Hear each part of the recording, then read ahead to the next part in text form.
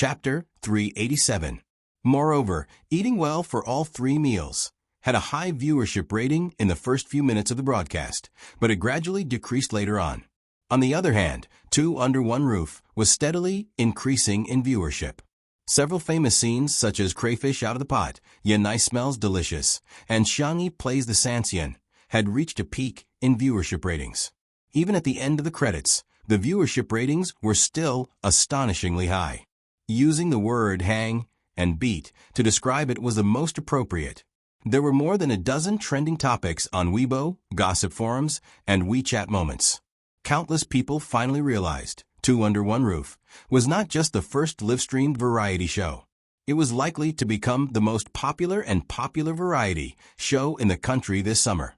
In the small room, Li Jinyu's cell phone was almost exploding with calls from brands who wanted to invest in the show. Fortunately, Ruan Qing was already prepared.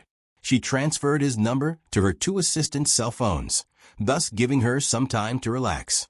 Li Jinyu smiled foolishly like a landlord's son and said, "It feels so good to have a sugar daddy chasing after me and vying to give me money. It's like a free lunch falling from the sky, right into my mouth." Ruan Qing said, "You're too familiar with calling me daddy." Li Jinyu said righteously, "I'm your daddy if I give you money." Hearing this, Ruan Qing took out a bill from her bag and slapped it on Li Jinyu's palm. She smiled and said, "Call me daddy." Li Jinyu said shyly, I'm so embarrassed." "Give it back to me then," Ruan Qing said, pretending to take the money back. Li Jinyu immediately corrected himself. "Daddy Ruan, you have to keep your word." Ruan Qing touched her chin and said, "So that's how it feels. Call me daddy again." "Indeed, it feels pretty good. Do I have to call you daddy just because you want me to? That'll be another price." Li Jinyu said seriously. Ruan Qing was speechless. It was getting late at night. Xiang Yi and Madame Xiang had a regular routine, and the 2 of them went to rest early. Jiang Jiang kept rubbing her eyes. After Zhong Yi helped her wash up, she couldn't fall asleep, and thus returned to the living room. By the floor-to-ceiling window, Shi Sui was reading a book. The warm light blended a warm glaze on his handsome face, softening the contours of his whole person. He was completely different from the sharp and paranoid state he had been in during the filming of the movie. Xiangyi was brushing Xiao Naofu's teeth. After carefully brushing his teeth twice, the little cat was already sleepy and was properly placed into a soft and fluffy cat bed. "Good night, Xiao Naofu." Little Shiji licked her palm while Xiangyi rubbed the Shiba Inu's head. "Good night, little Shiji." Zhong Yi looked at her in surprise. She seemed to understand why Shi Sui treated Xiangyi differently. The most irresistible thing in this world was gentleness. "Senior Zhong." Xiangyi saw her and took the initiative to greet her. "Do you want to eat supper?" The audience, who thought that the live stream was about to end, suddenly wailed. "Stop. Stop it. Gain 3 pounds every time you live stream." "Sister E, are you hungry? Do you want to eat? Do you want supper?" "Little Vase, do you see that man by the window? Can't you go and get lovey-dovey with him? All you do is cook all day long. I'm so angry." Zhong Yi was stunned for a moment and somehow relaxed. "Do you have wine?" Shi Sui, who was reading, glanced over casually. A certain drunkard's eyes lit up. "Yes, yes." A few minutes later, Xiangyi happily came out of the kitchen with shredded squid and some side dishes. Shi Sui was waiting at the door. He looked at her with a smirk. Chapter 388. Seeing him, Xiang Yi inexplicably felt a little guilty. "Sister E, are you going to drink with someone?" Shi Sui asked calmly. Xiangyi knew that he couldn't drink today because he had work the next morning. She tried to figure out what he was thinking. "Are you jealous of us?" The netizens were dumbfounded. "Sister E, what kind of dangerous statement is that? Ha ha ha, what kind of cutie is this? Huh? Pretty sister ex pretty sister? That seems a little fun." Shi Sui looked a little helpless. "You," he sighed. "Drink less." Okay. Xiangyi took a few steps out with the tray and suddenly thought of something. She turned around and said, "There's still a lot of wine in the cellar. I'll treat you to some next time." Shui chuckled and said, "Okay, I'll remember that." Zhong-yi realized that Xiangyi had suddenly become enthusiastic. After being in the entertainment industry for so many years, she had already developed an astute mind, and it wasn't difficult for her to guess the reason for Xiangyi's change in attitude. It turned out that she liked drinking. "Senior, try this shredded squid. It's fragrant and a little salty. It's also very chewy and slightly springy." Just listening to her description made Zhong-yi salivate. She maintained the elegance and restraint of a female celebrity, and only put a thin strand of squid into her mouth. "It's actually so delicious." Xiangyi began to recommend something else to her. "These peanuts are wrapped in flour and egg. It's sweet, and the egg fragrance is just right. Although it's fried, it's not greasy at all." Zhong-yi tried one. Hence, 2 minutes later, Zhong-yi's image as a female celebrity was completely gone. She sat cross-legged on the ground with her hair tied into a bun. She took a sip of food and wine, looking like a swordswoman. In the live stream, Xiang-yi, go on the link if you can. I think Xiang-yi has the potential to be a mukbang streamer. Just listening to her description is making me hungry. Sister Zhong-yi, where's your expression management? Where's your celebrity image? Where's your glamorous persona? Shui didn't join them. She sat quietly by the window and read. At first, the two girls were a little unfamiliar with each other, but they soon became familiar with each other. Zhong-yi raised her glass. "World peace, no more scumbags." Xiangyi clinked glasses with her, making a crisp sound. Sometimes, girls' friendship was just that simple. If you and I were on the same side and liked or hated the same person or thing, then we would be sisters from different mothers. Li Jinyu thought that it would be nice to stop there when the live stream was supposed to end, but Ruanqing signaled for him to continue. "What if the car flips?" "No, it's a woman's intuition."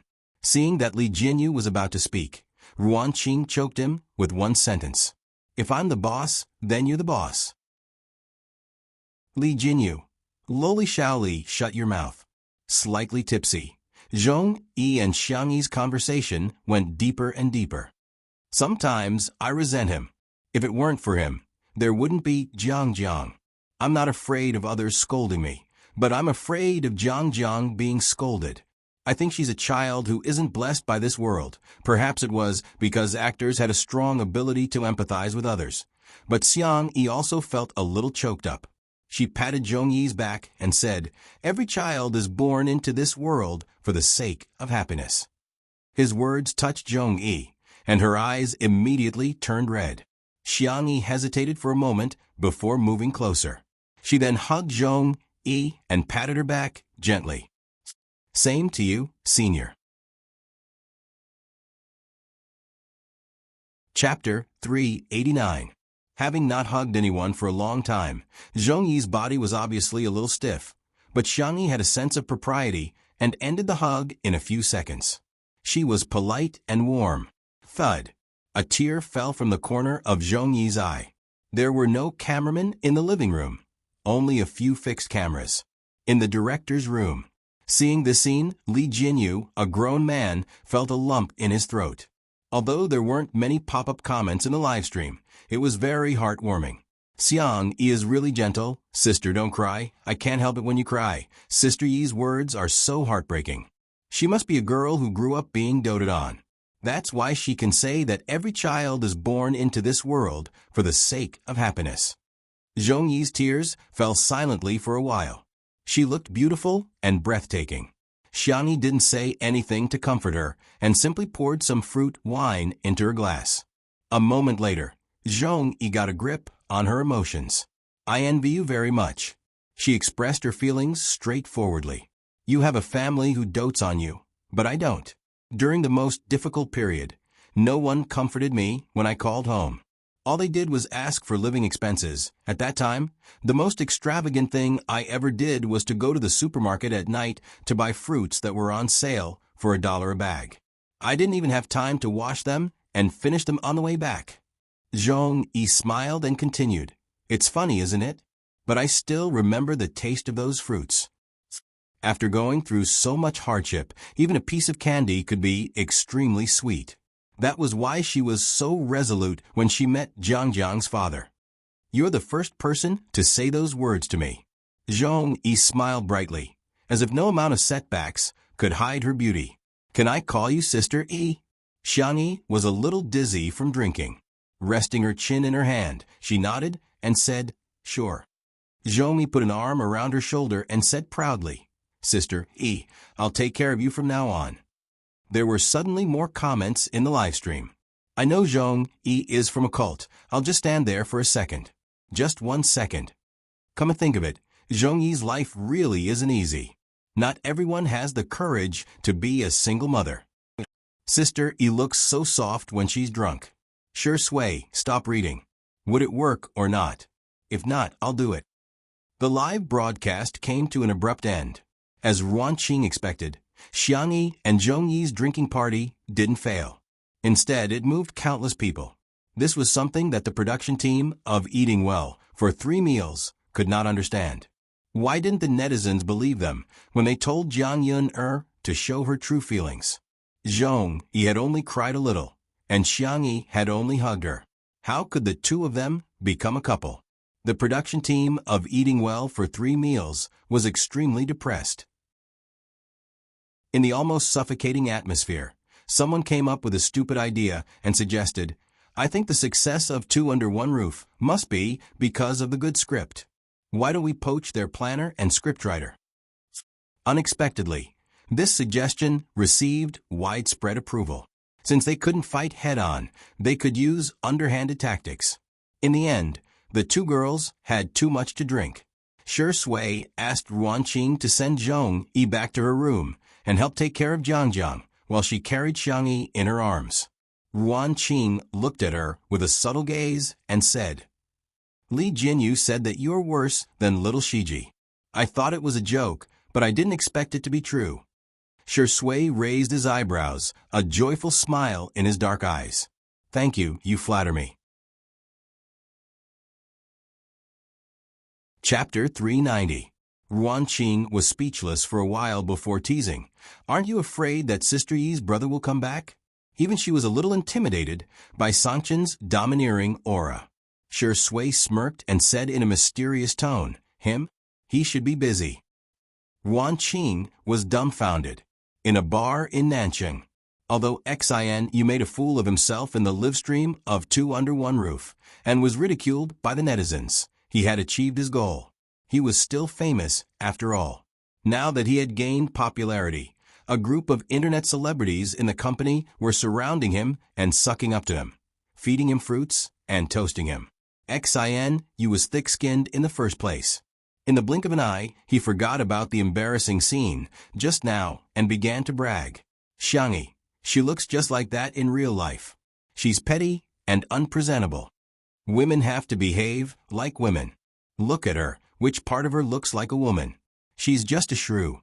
If you ask me, I should have called the police and locked her up when she hit me. I should have taught her a lesson." He belittled Xiang Yi to the point that she was nothing. His throat was dry, but he found that the little internet celebrities around him all had ugly expressions on their faces. "Who are you guys putting on such a long face for? Let's get high." In the next second, a cold young man's voice sounded behind him. "My sister is a shrew?" Immediately after, a devilish male voice spoke in a slightly faster pace. "I dare you to say that again." Xin felt a chill down his spine, and his heart trembled. However, he heard 2 more voices one after another. The gentle voice asked, "Do you think our tutu is a pushover?" The cold and aloof voice asked, "How do you want to die?" Xin turned his neck stiffly and saw a row of tall and slender figures behind him. His vision immediately turned dark. "Hello, brothers." Xin smiled and said obsequiously, "I'm Xin. Xiang Yi likes me a lot. Have you forgotten?" She was still crying and rolling on the ground, saying that she wants to marry me. He was eager to use Xiang Yi as a rescue, but little did he know that he ended up angering Xiang Yi's brothers. Xiang Yu grabbed his collar and pulled him up. "You're not fit to mention her name. Back then, Xinu harbored evil intentions towards his sister at the Xiang family's old residence. If they hadn't been at home that day, who knew what would have happened? At the thought of it, Xiang Yu's brothers, and he was about to punch him. However, Xiang Qi stopped him. Xiang Yu, let go. Xiang Li adjusted his glasses and calmly said, Old four, you're about to compete. Don't cause trouble. Xiang Qin was much more direct. Go away. You're too weak. The despised Xiang Yu, Xiang Yi, S right, T. S-I, hee, now you know you're wrong. Xiang Qi grinned, his phoenix eyes filled with mischief. But we're not here to hear you apologize, Xinu said shakily. I have money. Can I compensate you with money? Xiang Qi interrupted. We're here to beat you up. Tell me, what order do you want? 1234 or 4321? Or do you want a luxurious one-on-one beating package? The little internet celebrities were scared out of their wits and had long run away. As for the bar, it had already been cleared. Xinu wanted to cry, but had no tears. Who would have thought that this family would be so protective? This time, I've offended someone I shouldn't have. I'm really done for. Chapter 391. Half an hour later. On Weibo, the netizens who were surfing saw a new post. It was a video posted by Xinu. Everyone was already a little tired of his aesthetics, but out of habit, they still clicked on the video. Xinu's tone was sincere and sincere. Here, I would like to apologize to Miss Xiangyi. Everything that happened today was made up by me for the sake of gaining popularity, huh? This ugly man actually apologized. In the complete video, Xinu not only apologized, but also dragged the gossip media into it, claiming that they were the ones who induced him to smear Xiangyi's reputation in exchange for traffic. In an instant, the netizens' anger rose to the peak. The gossip media soon tasted the backlash of the netizens. You treat us like fools, I'll treat you like an orphan. The Weibo account of the gossip media was bombarded with so much criticism that it turned off the comment section and received more than 100,000 insults in private messages. In the end, they had no choice but to expose the informant. Qin Wanyan thought that she had done it flawlessly. She used a smuff account and even got someone to change the IP address.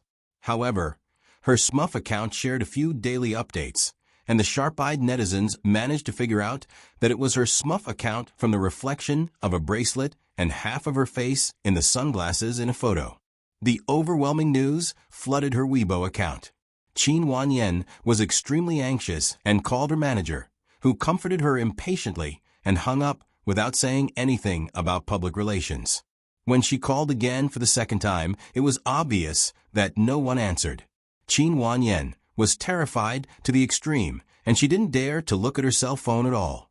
Every time she saw those vicious comments, her body would tremble. She would never have thought that those people who were scolding Xiangyi would come to scold her. Not long after, Tomato Entertainment released an announcement. Although Xiangyi was the boss in name, she didn't have much energy to manage it for the time being. Her uncle Xiang Feng had hired a professional manager for her, and he was personally in charge.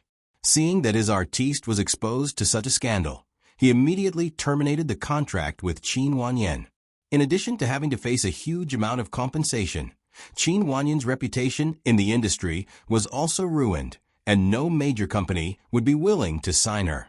Qin Wanyan, who was at her wit's end, suddenly thought of someone. Maybe he can help me. Bar. Sang Chun kicked Xinu away with his long legs and adjusted his tie. His black suit outlined the perfect contours of his body, and he exuded a strong sense of oppression that was hard to ignore. Xiang Li looked gentle, but he was even more ruthless than Sang Chun. It was not difficult for a genius to destroy a company. Xiang Yu was worried. I feel like I'm just a bystander. Xiang Qi comforted him. You should be content. Little uncle doesn't even deserve to be here. Big brother thinks he's clumsy and a burden, Xiang Yu. Thank you for being comforted. He put on the hood of his hoodie. His jawline was smooth and handsome. Suddenly, he thought of something. Will my sister cry alone in bed? Imagining that scene, The Siscon men felt as if their hearts had been cut by a knife. Xiang Qi said with heartache, "Let's go back and comfort our sister. Even if she wants to cry, she should cry on my shoulder." Xiang Li chuckled. "Are you worthy?" Xiang Chen's brows were tightly knitted as he strode forward. "Cheating. Big brother, you're cheating." Xiang Qi yelled angrily. The three of them hurriedly caught up with Xiang Yu. Little did they know that at this moment in the manor. Chapter 392. Unbeknownst to them, at this time in the manor, the little rabbit had just been carried into the bedroom. Xiangyi's alcohol tolerance was excellent, and she didn't make a fuss when drunk. Shui put her on the bed, and the little girl obediently rolled up the quilt and covered herself tightly. Shui couldn't help but laugh and raised his hand to pinch her little face. "You're really worrisome." Meow, meow, meow. Xiao Naofu woke up from its sleep and saw Shui carrying the stupid woman back to the room. It hurriedly ran in, stopped at Shui's feet, and roared fiercely at him. Shui lowered his eyes and indifferently said, "Go back to your cat's nest and sleep." Xiao Naofu meow. Meow, meow. "Don't think this hoo-hoo doesn't understand. You just want to trick me away and then do this to the stupid woman." It clung to the edge of the bed, and with great difficulty, it jumped up and sat on Xiangyi's pillow with a posture that said, "This hoo-hoo is not leaving today." Xiangyi was awakened by the noise and opened her eyes in a daze. The figure of the little cat appeared in her vision, and she habitually hugged it in her arms. "All of you, Xiao Naofu." "Oh," it raised its chin provocatively at Shui. "Humph. See that? This hoo-hoo is the rightful wife. This is the hoo-hoo that the stupid woman loves the most." Xiao Naofu's tail swayed gently, curling around her fingers, and rubbing its head against Xiangyi's soft skin under her collarbone. It coquettishly said, "Meow, meow." Xiangyi closed her eyes again and gently coaxed, "All of you be good." Shui's long and narrow eyes narrowed dangerously, and he sneered. "Want to be sterilized?" Xiao Naofu trembled in fear. However, although its IQ was only equivalent to a child of a few years old, children had a natural instinct to know who would protect them and who they could be pampered in front of. The white, soft, and cute kitten stuck out its little, but awkwardly, and squeezed into Xiangyi's shirt through her collar. Only half of its little head was exposed, and it stuck its tongue out at Shui. "Lu, dogman. This hoo-hoo is not afraid of you." Shui's temples twitched violently. The young lady was drunk, so of course he couldn't take advantage of her, therefore he really couldn't do anything about Xiao Naofu now. However, the man was calm and composed as he smiled faintly. "Xiao Naofu, I've recently discovered that Sister Yi's casserole is especially good. The stewed meat is especially mushy. That black-bellied smile, that dark temperament. He was definitely a villain. Xiao Naofu, you're not going to do anything when it comes to men and women, are you?" However, Xiangyi felt something furry and warm pressing against her body. It was a little itchy and a little heavy. The young lady murmured and wanted to move Xiao Naofu away, but she was blocked by her clothes. She subconsciously pulled at her clothes. Shui's breathing became slightly erratic as he pressed down on her hand. In a daze, Xiangyi felt the hot temperature on the back of her hand. Her brain lost control of its logic, and her body reacted quickly. She grabbed Shui's wrist and pulled, and pressed in the blink of an eye. She had Shui pressed against her side, imprisoning and subduing her. In fact, Shui didn't resist at all. Otherwise, the drunk Xiangyi wouldn't have succeeded so easily. Xiangyi struggled to blur her eyes, as if trying to identify Shui. A certain actor smiled at the kitten. "This is called acting, understand? Xiao Naofu, woof woof woof. UF * King Dogman." Shui didn't get to gloat for more than 3 seconds before someone knocked on the bedroom door. "Sister, are you asleep?" Chapter 393. In an instant, Shui's expression froze slightly. Even Xiao Naofu was so scared that its tail curled up. The man and cat looked at each other and surprisingly reached an agreement. They didn't make a sound. Fortunately, The brothers outside the door were very gentlemanly in front of their sister and wouldn't barge into her room without permission. She should be asleep, right? Xiangqi said uncertainly. Xiang Yu's nose twitched and he sniffed. Seems like she made supper. Xiangqi was overjoyed. I'll go to the kitchen and take a look. Xiang Yu was afraid that he would steal food, so he followed closely behind him. The two of them went out of the kitchen and found the food in the fridge. Xiangqi lowered his voice. Fourth brother, don't make a sound. Let's split the spoils. Xiang Yu put one hand in his pocket and pressed down the hood of his hoodie with the other. He said a few words indifferently. Big brother is outside. Xiangqi was instantly terrified. If it was only the black-bellied old fox second brother outside, he would still dare to repeatedly jump on the edge of death. However, Xiang Yu was here, Xiang Yu said righteously. Am I the kind of person who would secretly eat behind my brother's back? What's the most important thing when a family is together? Sharing. Xiang Yu clicked his tongue. He wouldn't believe his nonsense. Since they were already here, let's eat. The four brothers sat down around the remaining small plate of food. Xiang Li had already familiarly gone to the wine cellar to get wine. Xiang Yu was about to compete and consciously didn't touch the wine. Xiangqi said arrogantly, Fourth brother, pour wine for your brothers. Xiang Yu glanced at him. Xiangqi said, What are you staring at? Keep staring and I'll beat you up. You're the youngest, so of course you should pour it. Xiang Yu said in a disdainful tone, Why didn't you say that when little sister was here? He had never seen Xiangqi order Xiangyi around and only knew how to put on airs as third brother in front of him. Xiangqi said righteously, How can you compare to little sister? Xiang Yu. Fine, there's nothing wrong with that. He speechlessly poured wine for his brothers. In the bedroom, Xiangyi stared at Shi Sui for a long time. She seemed to recognize him. She buried her head in his chest and sniffed his shirt. Shi Sui's body tensed up and his eyes darkened. After confirming that it was the familiar smell of laundry detergent, Xiangyi felt relieved and fell asleep. Did this mean that he wasn't treating him as an outsider? This realization made Shi Sui feel both amused and helpless. He broke free from Xiangyi's shackles and pinched her little cheeks. Xiao Naofu meowed in protest. Be a man. Shi Sui sneered, If I didn't want to be a human, you would have been stewed into a kitten. She shrank her little head into Xiangyi's arms vigilantly, which made Shi Sui's thin eyelids twitch violently. He really deserved a beating. After a few minutes, when the heat in his heart had dissipated, he gently tucked Xiangyi in and went back to his room along the balcony. In the living room, Sanction drank 2 glasses of wine, but his brows were still furrowed. He put down the wine glass and walked towards Shi Sui's room. He knocked on the door with a blank expression. A moment later, the door was pulled open. Shi Sui was only wearing a pair of dark blue home pants. He was wiping himself with a towel. You're back. What's the matter? Sanction walked past him and looked into the room with a sharp gaze. The large bed in the room was clean, and even the thin blanket was neatly folded. Sanction felt relieved and said with a straight face, Rest early. Suddenly, there was the sound of chaotic footsteps behind him. Sanction turned around and saw his sister coming out of her room. Hugging a soft pillow with a lace rim, she walked towards Shi Sui's room as if sleepwalking and bumped into his arms.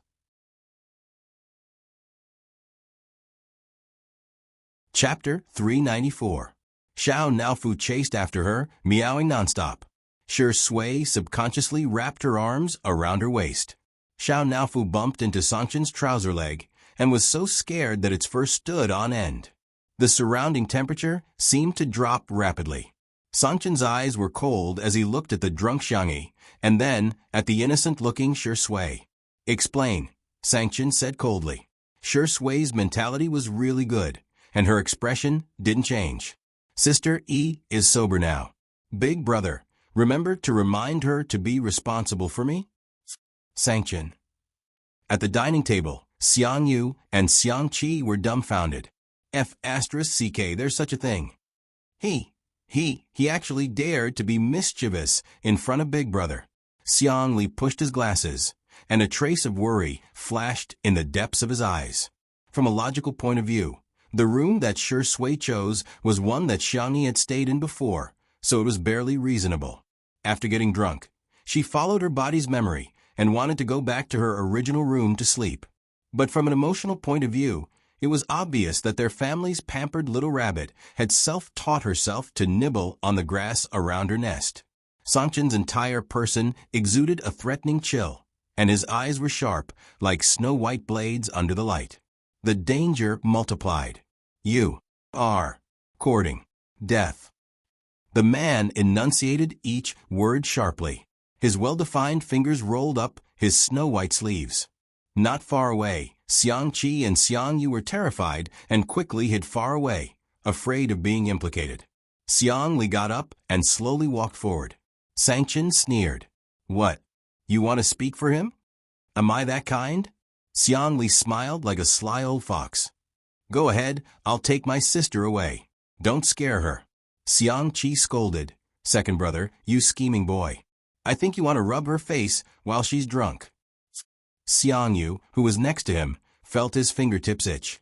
His sister's face felt really good when he pinched it, but when he grew up, he couldn't just pinch him as he pleased. He made a prompt decision and strode over. Let me do it. Xiangqi scolded. Do you know how to take care of girls? You're so clumsy, let me do it. Then, Shui found that Xiangyi's brothers were fighting among themselves. He was not nervous about being beaten up at all. He leaned lazily against the door frame as if he had no bones. He watched the show with a faint smile, but his hand was still on Xiangyi's waist.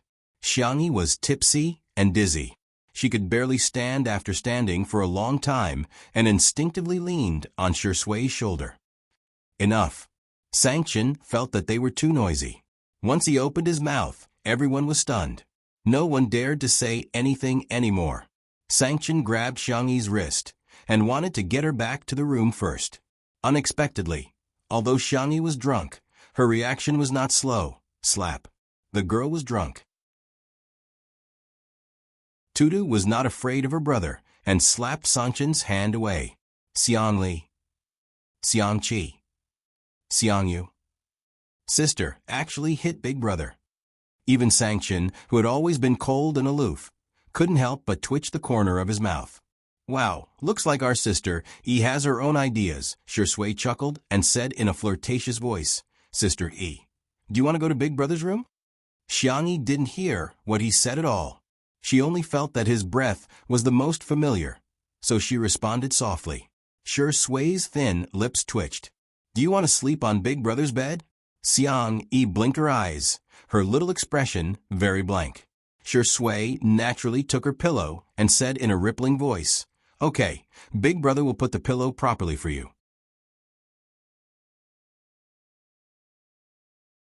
Chapter 395.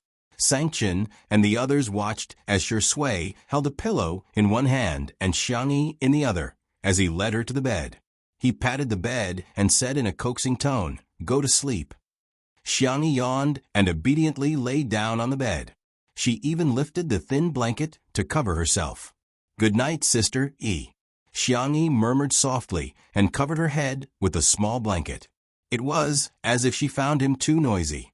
Shui smiled and said, Go to sleep, I'm going to get beaten up. It could be said that he was very self-aware. In the underground boxing room, Xiangyu, Xiangqi, and Xiangli were sweating profusely and panting. Xiangli's breathing was the most erratic, and he even took off his glasses. He usually didn't exercise, and now he was regretting it. In the ring, Sangchen was still fighting with Shui. Again, sweat flowed down Sangchen's chiseled jawline. The man's face was cold and his breathing was steady. Shui, who was opposite him, was still as calm and composed as ever. Shui is pretty good, Xiangyu muttered. After all, he could fight with Xiangyu. Xiangqi was so tired that he was lying on the ground. Hearing his words, he kicked him. Can you not boost other people's morale and diminish your own? Xiangyu said, I don't know who it was that kept getting beaten up. He almost had to climb a pillar. Xiangqi said, You didn't get beaten up? What esports guru? I think you're just a little kid. The two of them argued endlessly. Xiang Li silently sat a little further away from the two of them. The next day, in the nanny van, Si Chuanbai looked at the wound on his artist's eyebrow and sighed. You were beaten up. Shi Sui was speechless. Why did he feel like he was waiting for him to get beaten up? Luckily, the wound is small. Let Xiao Li cover it for you later. Si Chuanbai glanced at his leg and asked sincerely, how's your leg? Do you need me to rent a wheelchair to push you to the event? Shi Sui was confused. Are you my manager or my #1 anti-fan? He sounded helpless. Si Chuanbai said righteously, I'm Miss Xiangyi's manager and her family. You're just an artist that I've managed in passing. The makeup artist couldn't help but laugh. He was Shi Sui's personal makeup artist. After so many years, they had a close relationship, so he spoke freely. If the netizens knew that you were finally beaten up by Sister Yi's brother, they would definitely set off firecrackers. Shi Sui, am I hated by humans and dogs now? Haha, it's because other than a couple fans, everyone wants Sister Yi to be beautiful alone. The makeup artist teased. Oh yes, I heard that the guest today is Fu Jian. He is famous for flirting with girls. You have to work harder, otherwise Sister Yi might be won over by another man. When Xiangyi woke up, she realized that she was in Shi Sui's room and was dumbfounded. She felt guilty and tiptoed to open the door. Just as she was about to sneak back to her room, she heard a cold voice above her head. You're awake. Xiangyi instinctively stood at attention and greeted him dryly. Good morning, big brother. What do you want to eat? I'll make it for you. You've learned how to please people? Xiangyi said seriously. It's only right to be nice to big brother. Sangchen's expression was still cold, but he couldn't help but smile. He accidentally tugged at his wound and sucked in a breath of cold air. Xiangyi asked, Brother, why are you injured? What did you do yesterday? Sangchen sneered. I hit a dog. Xiangyi?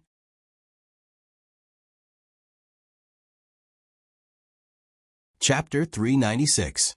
Xiang Yin and Madame Xiang got up early and left a note, saying that they had gone hiking together. Breakfast was prepared by her brothers.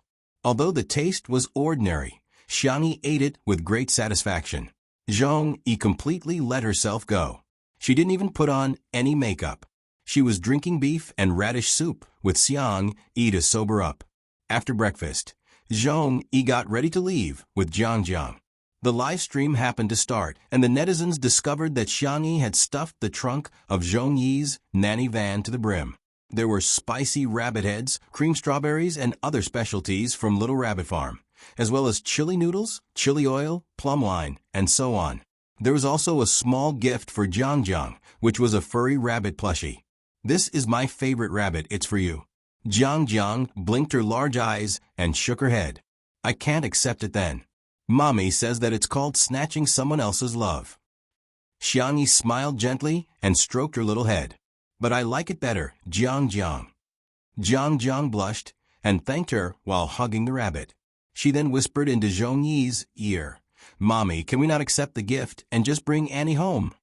Although her voice was soft, she was wearing a microphone, and her words were accurately captured in the live stream. Zhong Yi looks amazing, without makeup too. Wow, I feel like Sister Yi really treats Zhong Yi as a friend. I can be a couple with Zhong Yi. Jiang, you spoke in my mind. Here, Auntie will give you a sack. Under Xiangyi's influence, Zhong Yi smiled brightly and changed the subject.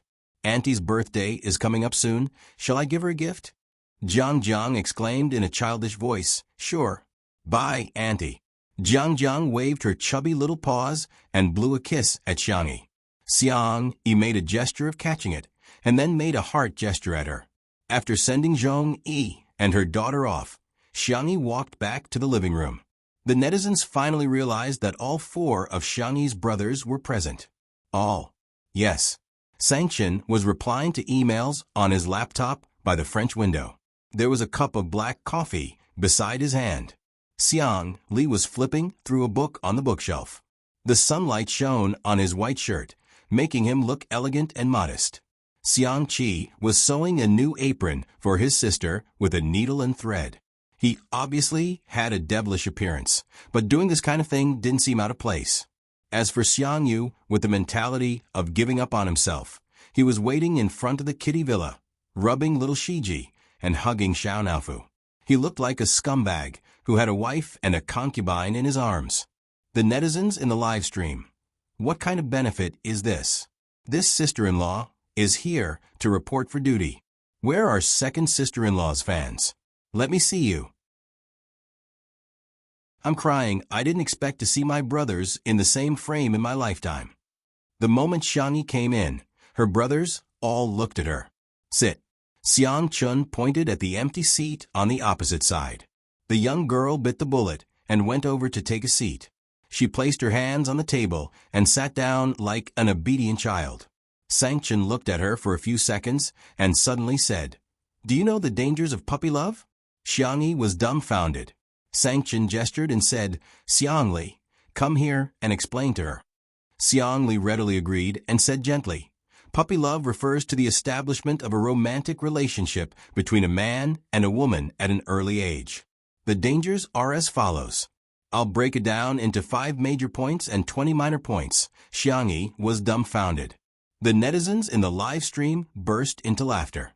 Ha ha ha ha, this is awesome. Are the brothers trying to tear apart a couple with their bare hands?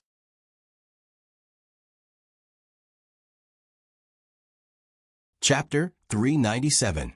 I suddenly feel like Xiang Yi is so childish. Second brother, why are you still cooperating with him? Okay, I got it.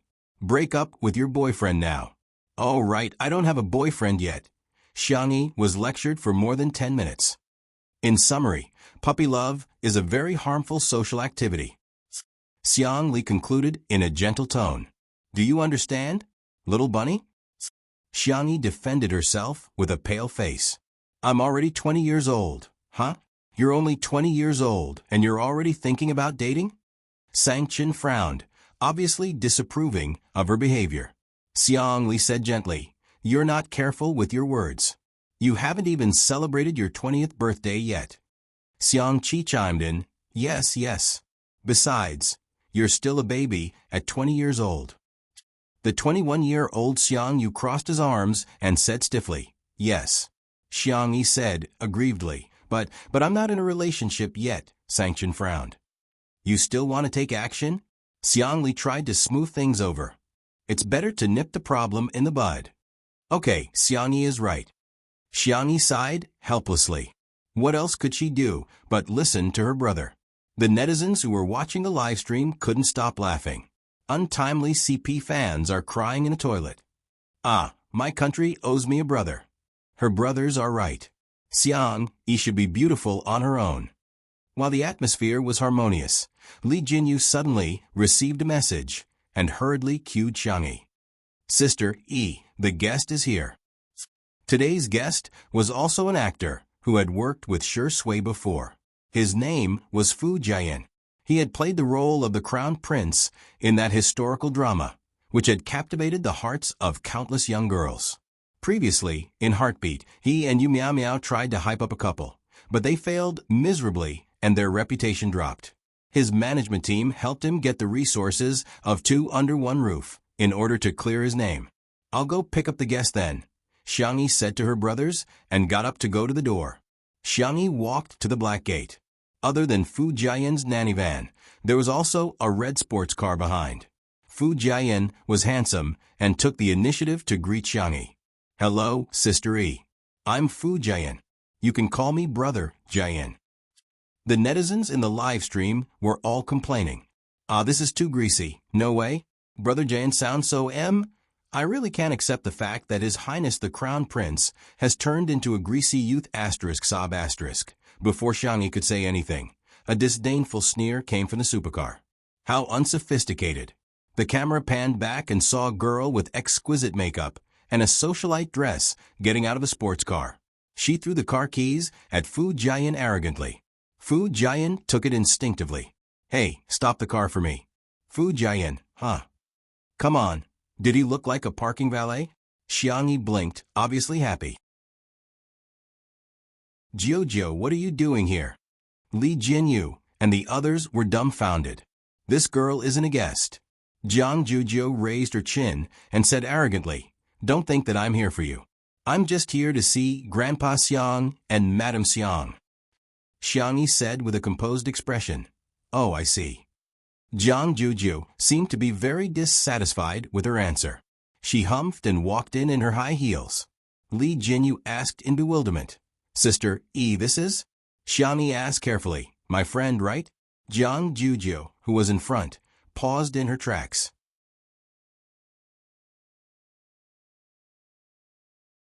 Chapter 398. Atrocious. What's with that tone of hers? She's so reluctant to call me a friend. Little did she know that Xiang Yi felt that the person who had occupied her body had made new friends and neglected Jiang Jujiu in the past year. Perhaps Jiang Jujiu no longer treated her as a friend. Jiang Jujiu gritted her teeth and walked even faster. The comments about Jiang Jujiu in the live stream weren't very friendly. "This girl is too arrogant."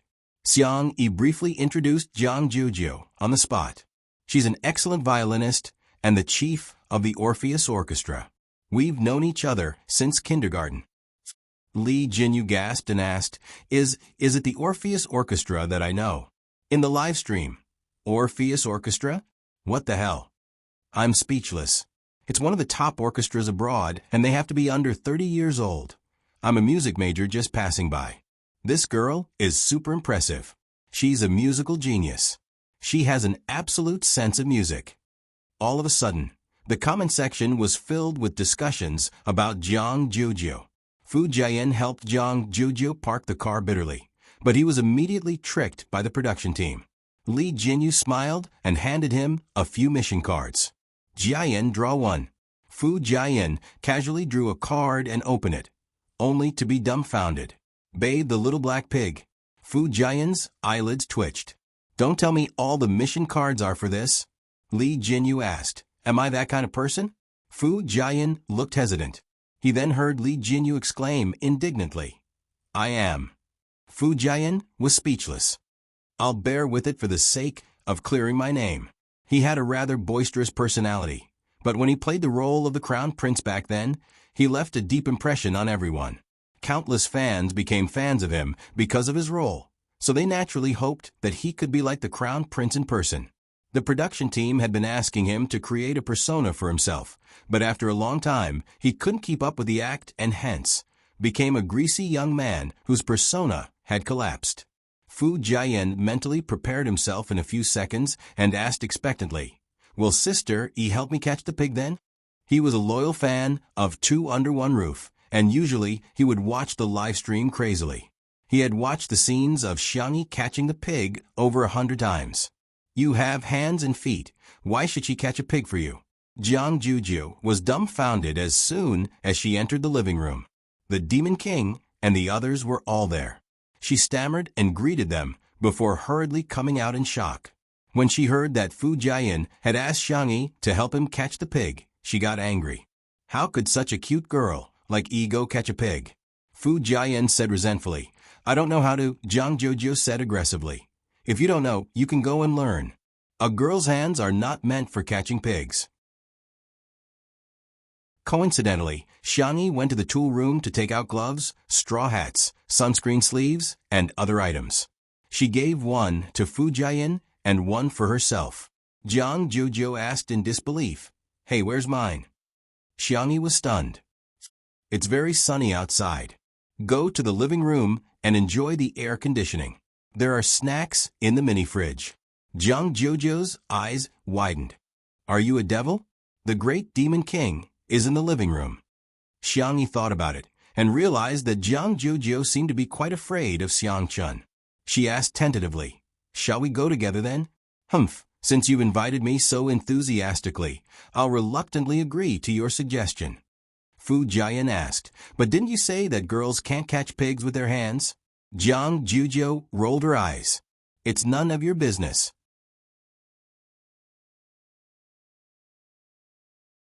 Chapter 399. Fu Jiayan was speechless. "Am I being despised?"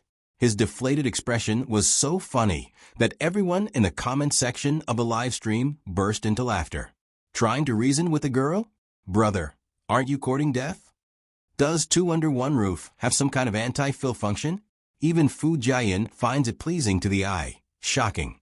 A popular male celebrity is doing such a thing in broad daylight with two girls. Amidst the commotion of the audience, Xiang Yi and the other two arrived at the farm.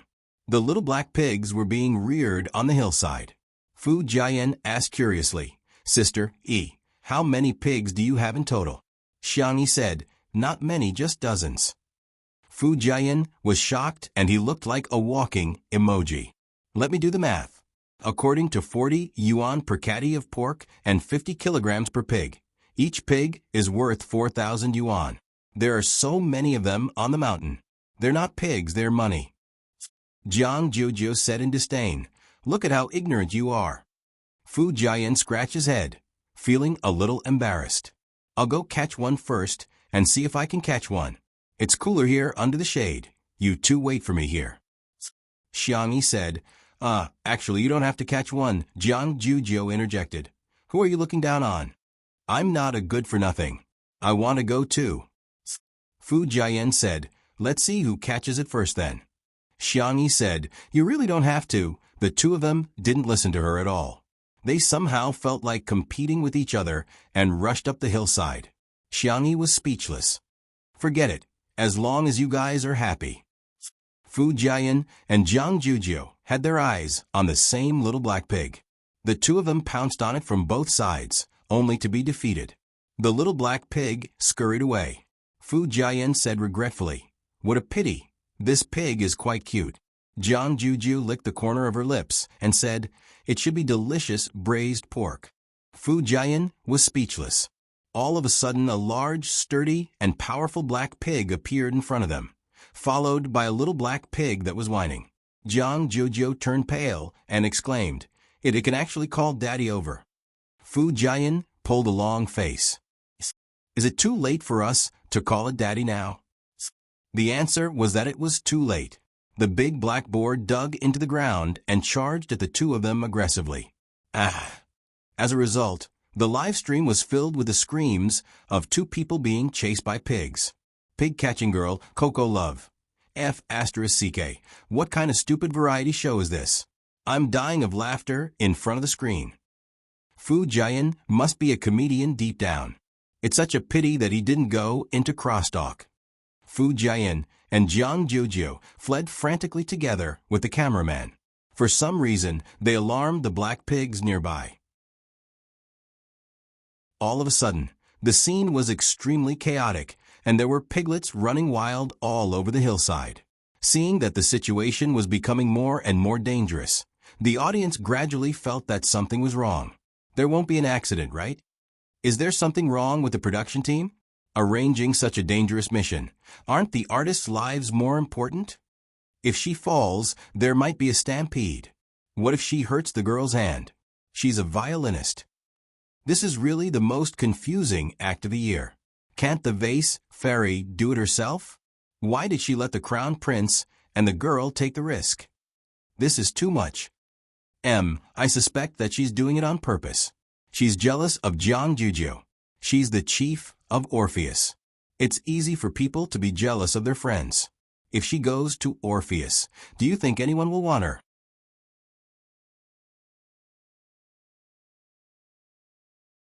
Chapter 400. Some people were purely worried about the safety of the guests, while others were stirring up trouble, wishing they could trample on Xiang Yi a few more times.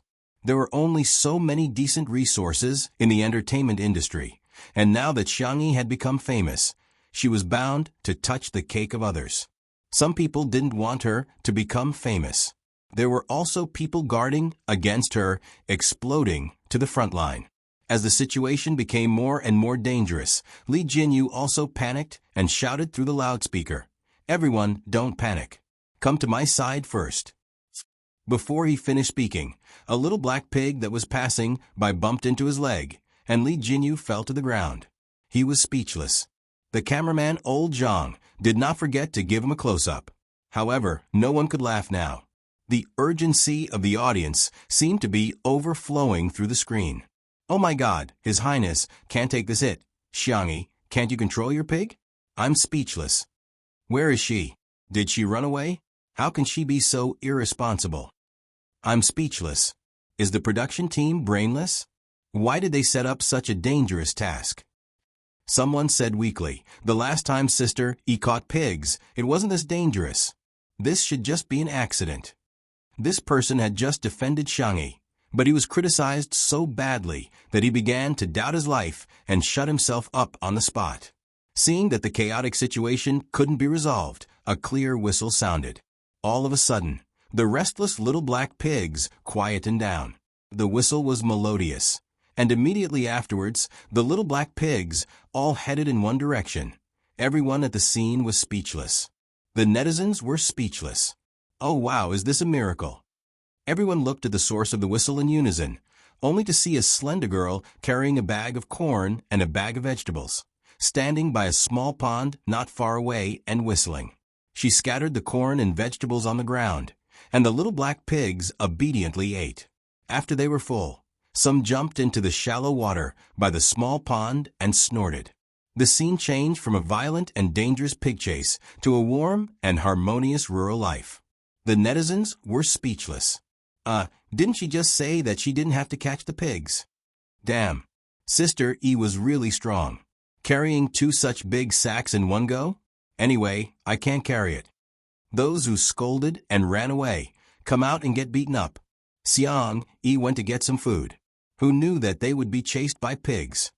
Instantly, the group of people who had scolded the most fiercely just now were too embarrassed to say anything. It turned out that not only did she not abandon them, she even appeared to help them out. Phew. Fu Jiayin let out a long sigh of relief.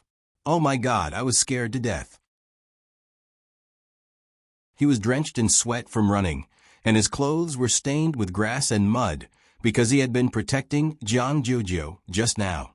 Jiang Jujiu, who was at the side, wasn't much better than him. Her meticulously permed hair had already fallen apart, and the bow on her head was crooked too. She walked towards Xiangyi fiercely. Fu Jiayin was shocked. Could it be that this eldest miss was going to settle the score with Sister E? He was not the only one. Many people in the live stream had the same thought. Oh, someone is going to be unlucky. Serves her right. Who told her not to appear earlier and make Jiang Jujiu so disheveled? Let's fight, let's fight. Let's tear our hair apart. It's finally time for a fight. I'm so excited. However, to everyone's surprise, Jiang Jujiu stood still with her hands on her waist. Hey, I want to eat that pig for lunch.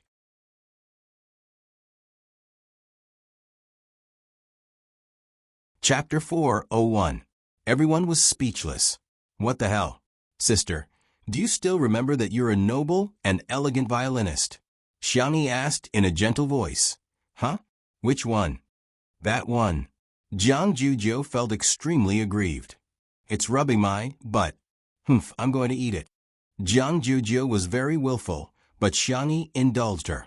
Okay, we'll kill it later then. The netizens were appalled. Little black pig, it can't escape the punishment of fate. Ha ha ha, this girl is so cute. Sister E is a woman who says the cruelest things in the most gentle tone. Pigs are so cute, how can one be enough? Why don't you kill 2 more and hold a fan lucky draw? The disheveled Fu Jiayin seemed to have had an epiphany as he muttered. So this is the correct way to complete the bathing task. Heaven and man are one. The Tao is natural, people and the environment get along harmoniously. Amitba, little piggy, I wish you a speedy ascension to heaven. No wonder Xiangyi said that there's no need to catch them. It turns out that if I feed the pigs by the small pond, they'll jump in and bathe themselves. The netizens teased. Fu Jiayin, Master, I'm enlightened. Is the crown prince trying to expiate souls?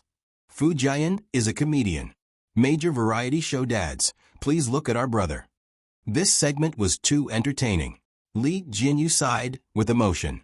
Back then, when Shui asked him to invite Xiangyi, he did so with the intention of getting a buy one get one free deal. But now, it seemed that Xiangyi was the treasure that he had bought, and Shui's father was just a freebie that was placed on sale at the supermarket. He even wanted to tailor a variety show for Sister E. Isn't it nice to be alone and beautiful? When the time comes, the variety show award would be within reach. Hee hey, hee. Ruan Qing's voice pulled Li Jinyu back to reality. How much longer are you planning to sit on the ground? Li Jinyu snapped back to his senses and finally realized that he was still sitting on the ground. Ruan Qing reached her hand out to him in amusement. Li Jinyu was stunned and said weakly, "Sister Wan, can you not hit my face? I didn't know that this mission would have such a dangerous possibility. Previously, when Sister Yi was catching pigs, it was all very peaceful." Ruan Qing was speechless. "I was trying to pull you up." So it wasn't him? Little Li, the sociopath, was ecstatic. After the little piglets finished bathing, Xiangyi skillfully caught them and prepared to bring them to be processed. She then arranged for Fu Jiayan to pick some ingredients. "Pick some red and green chilies, 2 green onions, and 2 heads of garlic." "Thank you." Fu Jiayan was elated. "Great. Sister Yi, you're the best. You gave me such a light job." Zhang Jiujiu asked, "What about me?" Xiangyi pointed at the glass greenhouse and said, "Why don't you take a rest inside, and I'll make you a pot of flower tea." Fu Jiayan. "Isn't this a double standard? Wasn't this double standard?" The young girl washed her hands and made tea for Zhang Jiujiu in a fluid manner. Before she left, she even helped Zhang Jiujiu redo the bow hairpin. Zhang Jiujiu was secretly delighted, but she still had to pretend to be indifferent. "Okay, by the way, I want to eat braised pork trotters." Xiangyi said, "Okay." She carried the struggling little black pig with one hand and walked towards the kitchen. The cameraman asked, "Why are you so nice to Miss Jiang?" Xiangyi was puzzled. "Isn't it only right to be nice to your friends?" All of a sudden, countless people flocked to Shui's Weibo. Shui, if you don't come back, your wife is going to run away with someone else.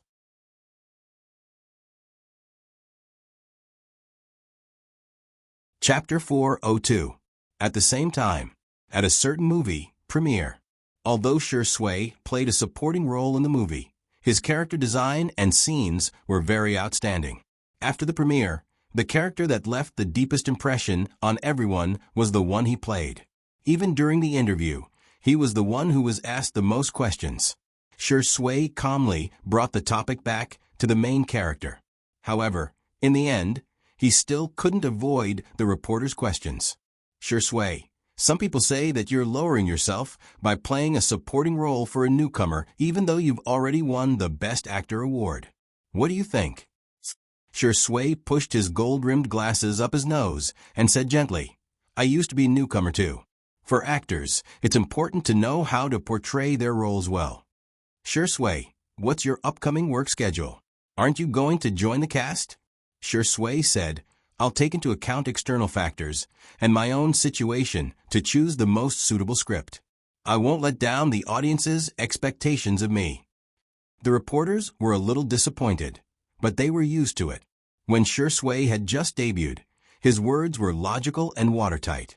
Although it could be considered an art of language, it was still not a hot topic and gimmicks. Until someone asked, "The netizens are voting. Does Sister Yi like a wolf puppy or a puppy?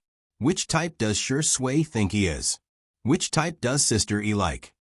Everyone was speechless. Awesome. That was the right question. For a moment, all the cameras were aimed at Shui, hoping to hear some juicy gossip. The handsome man raised his eyebrows and said lazily, "Can I be human?" Someone laughed first, and the crowd burst into laughter. The reporter who asked the question held back his laughter and asked, "Shui, do you think Sister Yi likes a wolf puppy or a puppy?" Shui said, "I know. She should like humans." The reporters realized that Shui actually had a humorous side to him. However, if one thought about it carefully, one would realize that there was a double meaning to his response. Sister Yi liked humans, but he was also a human. It could be understood that Sister Yi liked him, but she didn't use a definite tone, which made people's imaginations run wild. "Damn. Brother, where can I buy your works?" Xiangyi was busy in the kitchen. Fu Jiayan was bored out of his wits and wasn't familiar with Xiangyi's brothers either. Hence, He had no choice but to chat with Jiang Jojo awkwardly. Jiang Jojo wasn't in the mood. While playing with her cell phone, she answered indifferently. Suddenly, Fu Jian asked about Xiangyi. When did you meet Sister E? Jiang Jojo raised her head and said with certainty, 3.5 years old. You even remember this? Fu Jian was a little surprised. A 3-year-old child can't remember anything, right? I just remember. Okay. Tell me then, what was Sister E like when she was 3.5 years old? Jiang Jojo got lost in her memories and paused for a moment before saying, she was pretty much the same as she is now. She was a crybaby, timid, weak, helpless, and pitiful. Fu Jian was speechless. Wait, are you sure you're talking about Sister E? Humph, she's just an annoying kid. Jiang Jojo commented. Thinking about what happened in kindergarten, Jiang Jojo got angry. Xiangyi is very nice, but she's nice to every child. Anyone can share her after-meal fruits. She already has a harem at such a young age. She's so annoying.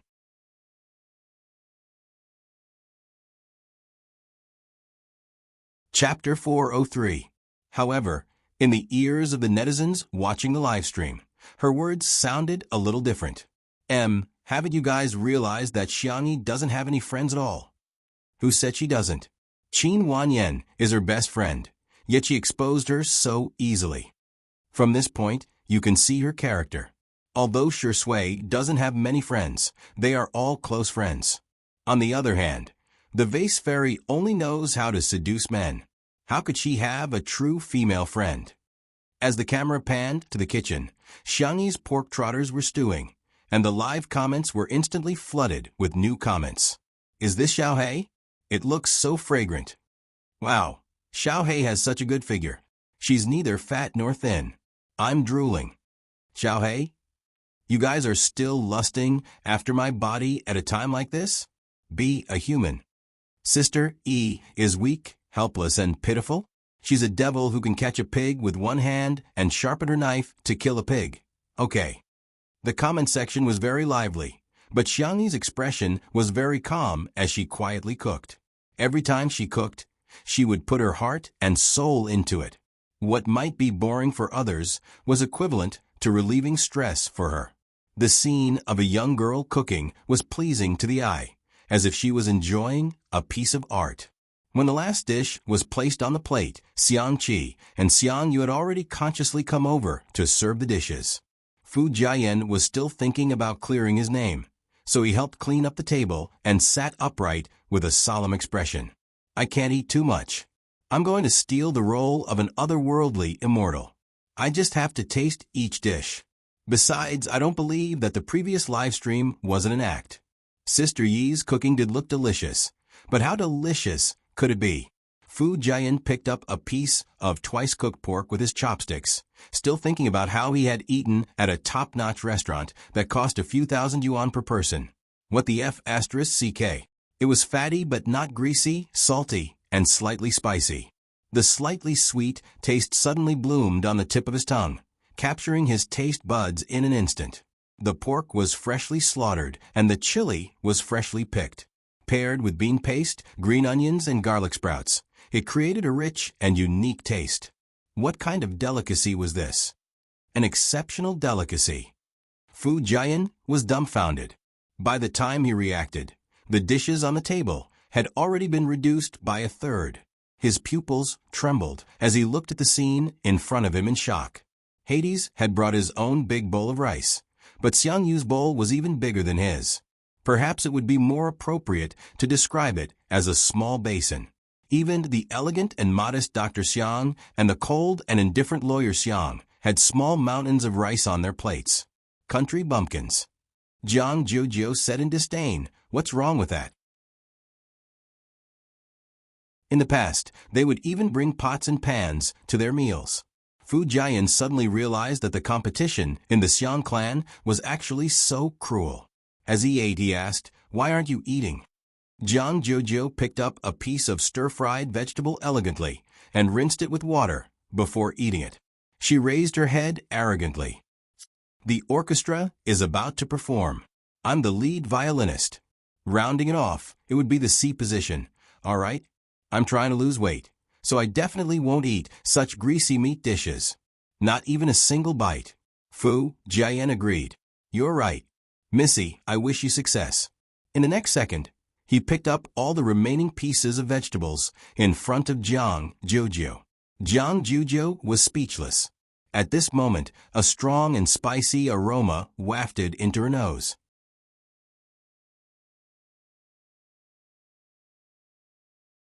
Chapter 404. She couldn't control her physiological instincts and looked towards the source of the aroma. Xiangyi came out of the kitchen with a plate of braised food. At the top was a soft and tender pork trotter, surrounded by a circle of duck wings and chicken feet, as well as a few pieces of dried tofu and shiitake mushrooms. The food was all soaked in the beautiful reddish-brown gravy and sprinkled with some white sesame seeds. The aroma of the food wafted in all directions, causing the cravings in the depths of one's heart to come out. Fu Jian. Jiang Juju. The brothers of the Xiang family were obviously immune to their sister's delicacies, as they all looked rather calm. However, the impact on Fu Jian and Jiang Juju was too great. It smells so good. How can it be so fragrant? Gulp. Fu Jian couldn't help but swallow his saliva. Xiangyi placed the braised food platter in the middle of the dining table and said, I asked around and everyone can take spicy food, so I made some spicy food. Try it. Ah, by the way, I'll go get some soy milk. The little girl got up to get the soy milk, and the table immediately went into battle mode. The brothers of the Xiang family exchanged glances, and sparks flew everywhere. Fu Jian was so cowardly that he didn't dare to move his chopsticks at all. Jiang Juju thought of her bold words just now and decided not to move her chopsticks for the sake of her pride. Soon, the brothers of the Xiang family decided who was better.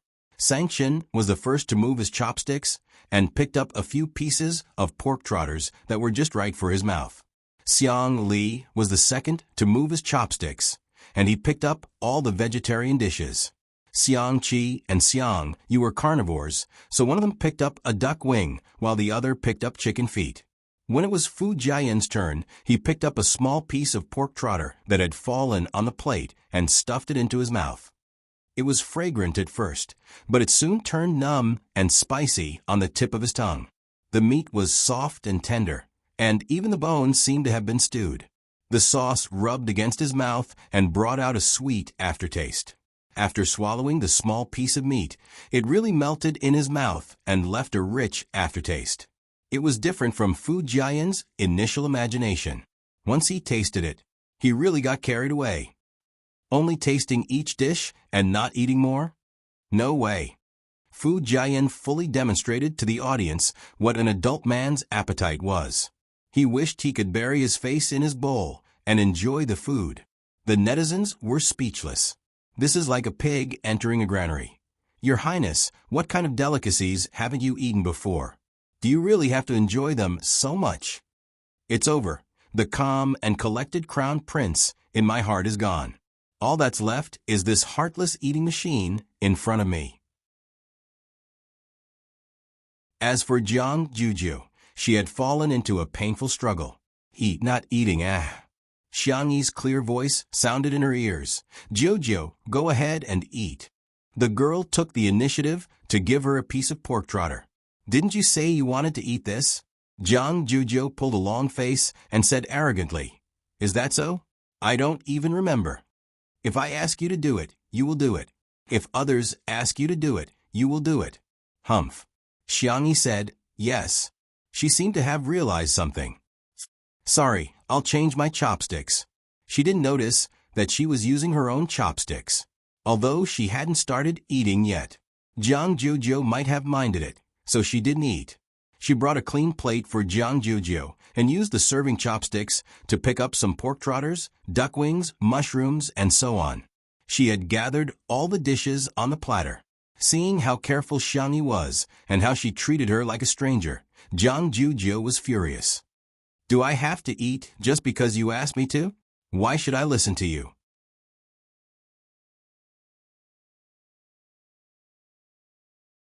Chapter 405. Xiangyi looked at Jiang Jujiu in bewilderment with her clear eyes. She was the one who said she wanted to eat. Why is she angry now? Women are really unpredictable. In the live stream, there were inevitably some haters who came out to criticize Jiang Jujiu because of her attitude. Welcome, Chief Jiang is slapping the vase fairy in the face online. She can't be bothered to care about you, and yet, she's giving you the cold shoulder. What a joke. I feel embarrassed for Xiangyi even through the screen. You should check if you're worthy of being friends with Jiang Jujiu or not. The actress is obviously jealous. Jiang Jujiu has already said that she wants to lose weight, but she's deliberately making Jiang Jujiu eat greasy and high-calorie food. What is she up to? She's so evil. The brothers of the Xiang family glanced at Jiang Jujiu. She couldn't hide her thoughts from them, but they couldn't be bothered to get involved in the matters between girls. Hence, they continued to eat separately. Xiangyi thought about it and said in a warm voice, "Don't eat then? Do you have any other dishes you want to eat? I'll make them for you, or I can order some takeout for you, like a light salad." Perhaps Jiang Jujiu just didn't want to eat the food she cooked.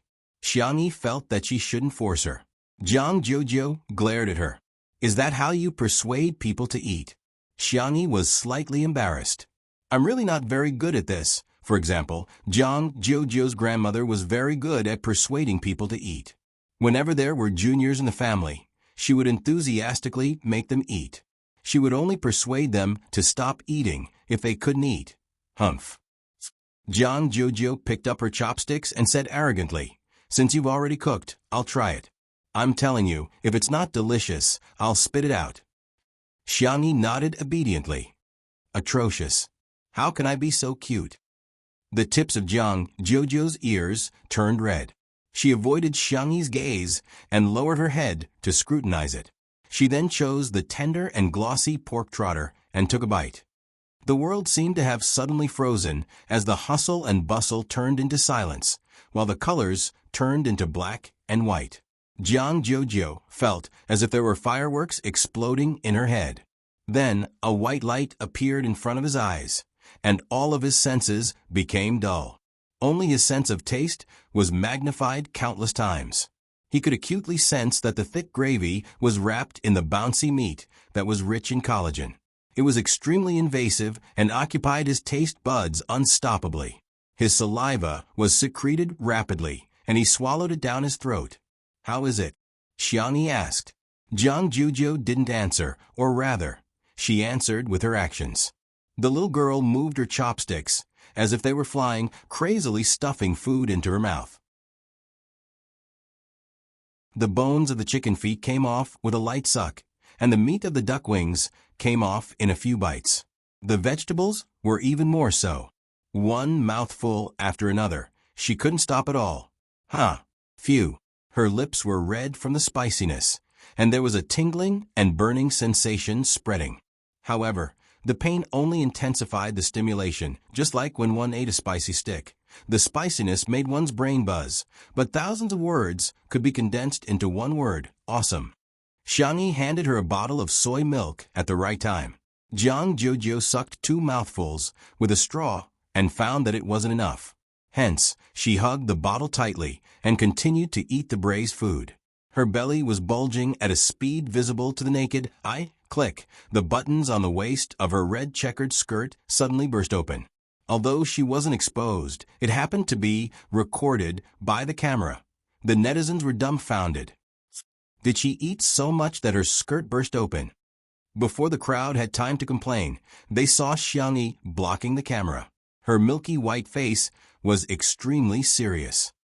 Don't shoot.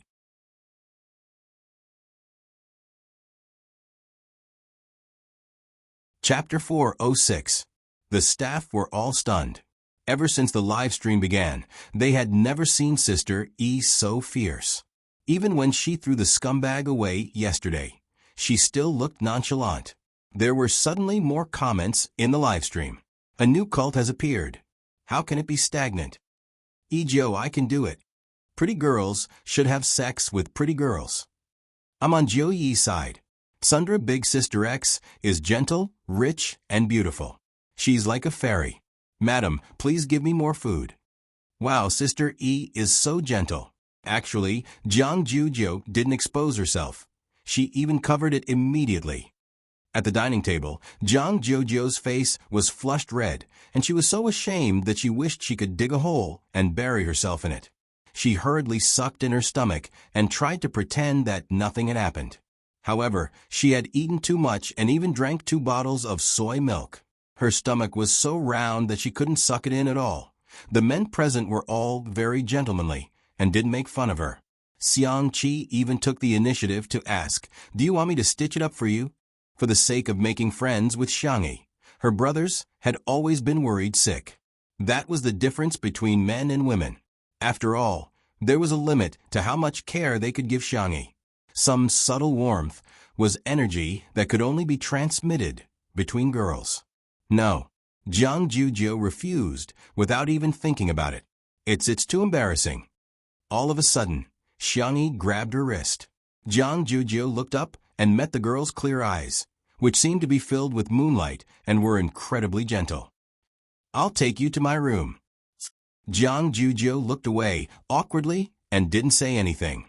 In the bedroom, Jiang Jujo changed into a loose cotton linen dress and quietly poked her head out of the cloakroom. The first thing she saw was Xiangyi, who was helping her sew the buttons. The young girl skillfully threaded the needle and sewed the button. Her white wrist lightly circled it twice and successfully tied the knot. She used her teeth to break the knot and then carefully used the ironing machine to iron the skirt. Jiang Jujo was speechless. It was a wonderful feeling. They hadn't contacted each other for a long time, but they didn't become distant. But, thinking of what Qin Wanyan said, Jiang Jujo felt a little awkward. Xiangyi noticed her. "Do you want to switch back? Or are you going to wear mine first?" Jiang Jujo deliberately said fiercely, "Does your heart ache to wear your clothes?" "That's not what I meant. No. Jiang Jujo covered her ears and said, "I'm going out to eat." She went to the living room and sat down at the dining table. She hugged the pig trotter and began to gnaw on it. The Xiang brothers and Fu Jiayan had already moved to the sofa lounge. Fu Jiayan was perplexed when he saw this scene. "Isn't she on a diet? Why are you still eating so much?" Xiang Li sipped his tea and said, "Mr. Fu, you must be single." Fu Jiayan was shocked. "Huh. Dr. Xiang, how could you tell? You guys are too good at scientific research." Xiang Li smiled but said nothing. Li Jinyu interacted with Jiang Jujo. "Sis, what do you think of Sister Yi's culinary skills?" "Not very good," she said in a peeved tone. "But you're enjoying your food. Even your dress has been ripped apart. Why are you still lying? Aren't you friends? Why are you taking the lead to slander Sister E?" The word friends hit Jiang Jojo's sore spot. She turned her head and said fiercely, "I'm not friends with her. I unilaterally declare that she and I are biological sisters of different parents." There was an uproar in the live stream.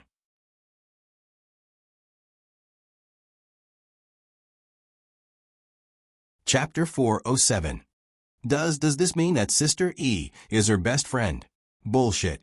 She clearly treats Sister E as her best friend. The haters stared at their keyboards in bewilderment. Someone like the Vase Fairy actually had a friend, and a close friend at that. Are we not fast enough to type? Before they could even argue, they got slapped in the face. In the production team of Eating Well for All 3 Meals, the director had arranged for someone to keep an eye on the movements of 2 under 1 roof. After hearing about this matter, everyone was even more convinced that there was definitely a script. Poach her. Poach her immediately. Poach her with an annual salary of 1,000,000 yuan. In the living room of the manor, Xiangyi stared at Jiang Jojo in shock, unable to believe the scene in front of her. She subconsciously pinched her palm. The pain came clearly, confirming that everything at this moment was real. After Jiang Jojo said those words angrily, her face, ears, and neck were all flushed and her shoulders trembled slightly. She was extremely ashamed, but she still pretended to be arrogant. "Humph, of course, I don't care what she thinks. Even if she doesn't treat me as a friend, I won't take it to heart." Everyone was speechless. "Miss, do you know that you're at Sundra? You may say that you don't care, but anyone who isn't blind can tell that you care a lot about it. Jujo. Xiangyi murmured. Jiang Jujo asked in displeasure. What? I. Xiangyi wanted to say something, but when she was about to say it, she habitually asked, Do you want to eat dessert? Jiang Jujo was even angrier. Is it that difficult to say that I treat you as a friend too? Is it that difficult? Xiangyi was actually a little embarrassed. Besides, she didn't have any close friends, and didn't know how to get along with Jiang Jujo at all. Hence, she could only treat Jiang Jujo like how she had successfully wooed her brothers. What do you want to eat? I'll make it for you, Jiang Jujo said seriously. When her brothers heard this, their expressions were different, but they all felt the same. They were a little jealous. Xiangyi's words were like a password to Jiang Jujo, but they could easily decipher it. When his younger sister said, I'll cook for you, there was basically no emotional meaning behind it. She simply liked to cook. When his younger sister said, I'll cook for you, it meant that she had a good impression of this person and was close to him. When his younger sister said, What do you want to eat? I'll make it for you. This meant that she had a strong impression of him. If it were a man, they would have suspected that Xiangyi was confessing. Jiang Jujo pouted and said, I'm going to take an afternoon nap later, and then have afternoon tea. All right. I still want to go to the glass greenhouse to take pictures. Help me shoot. All right. I want to sleep with you tonight. Jiang Jujo clenched her fists and said with a flushed face, You have to wear our sister's pajamas with me. Sure. Jiang Jujo's eyes were glistening, and she seemed to be trying to hide the joy in her heart. She lowered her head and took a few more bites of food, but the corners of her mouth were raised high. Her brothers. Was this the friendship between girls? In the live stream, the fans of the Ijo couple were celebrating. Sure Sui. Am I not worthy? Jujo, yes. Medic. Give me an injection of insulin. Woohoo, sleep together. Our Jujo is the rightful wife. No one dares to refute, right? Sister E is so good at doting on others. Sob, sob, sob. Is this what sisterhood is like?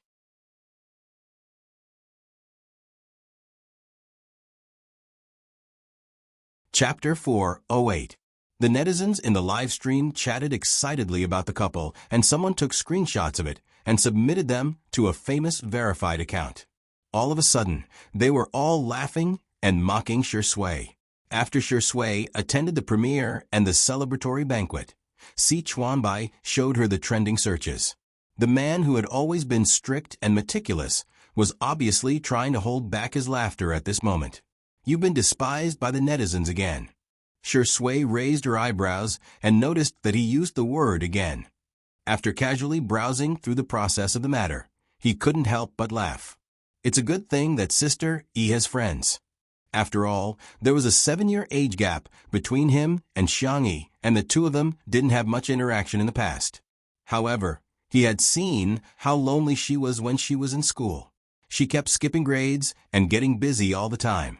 In his impression, Jiang Jujo was the friend she had been hanging out with for the longest time. Si Chuanbai said, You're quite open-minded. Should I praise you for having a good attitude? The Ijo couple has already been created. Shui sat in the nanny van, crossed her long legs lazily, and slowly loosened her tie. Changed the navigation to the manor. Outside the window, light and shadows flashed, and the scenery changed. The man said calmly, Go back and teach the little girl what it means to be the main wife. Si Chuanbai was speechless.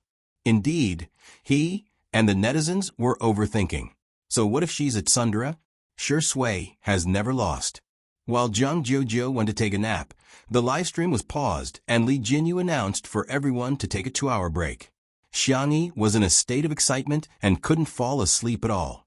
She ran to the kitchen, picked up a taro, peeled it, and got ready to steam it to make mashed taro.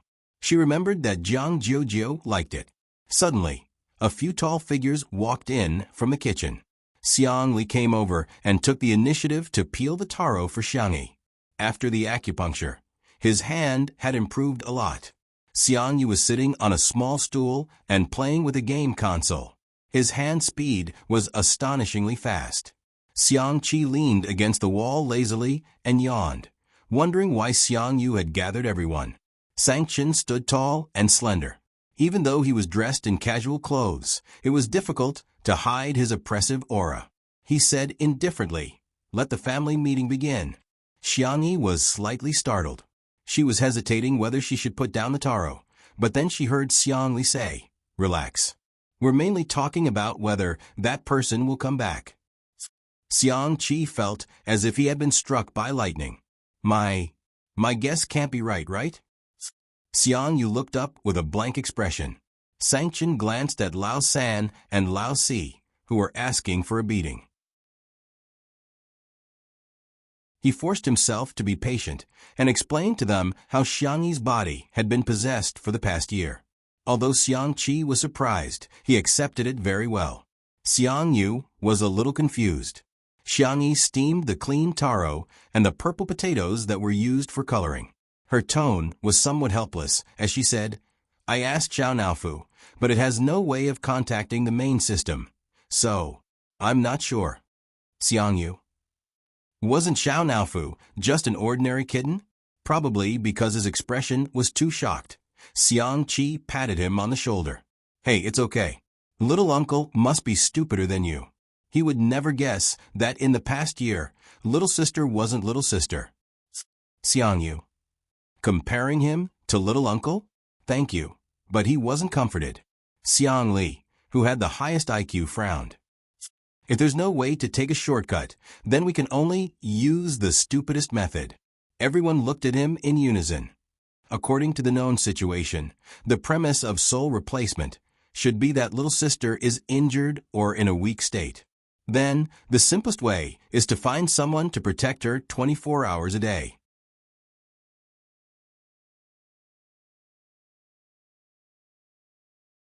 Chapter 409. Sang-Chen asked, "Bodyguard? I'll go look for one and see if there are any suitable ones." Xiang-Chi interjected, "You have to find a female bodyguard.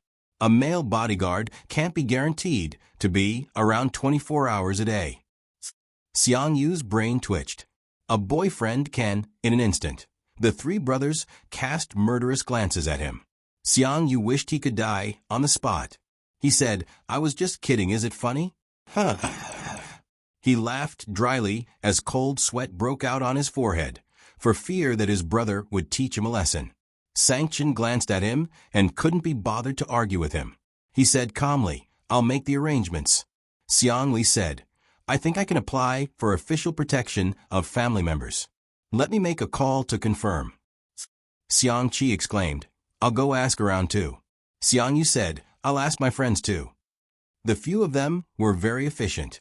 As soon as the taro and purple potatoes were cooked, Xiang-Yi learned that she had 10 bodyguards.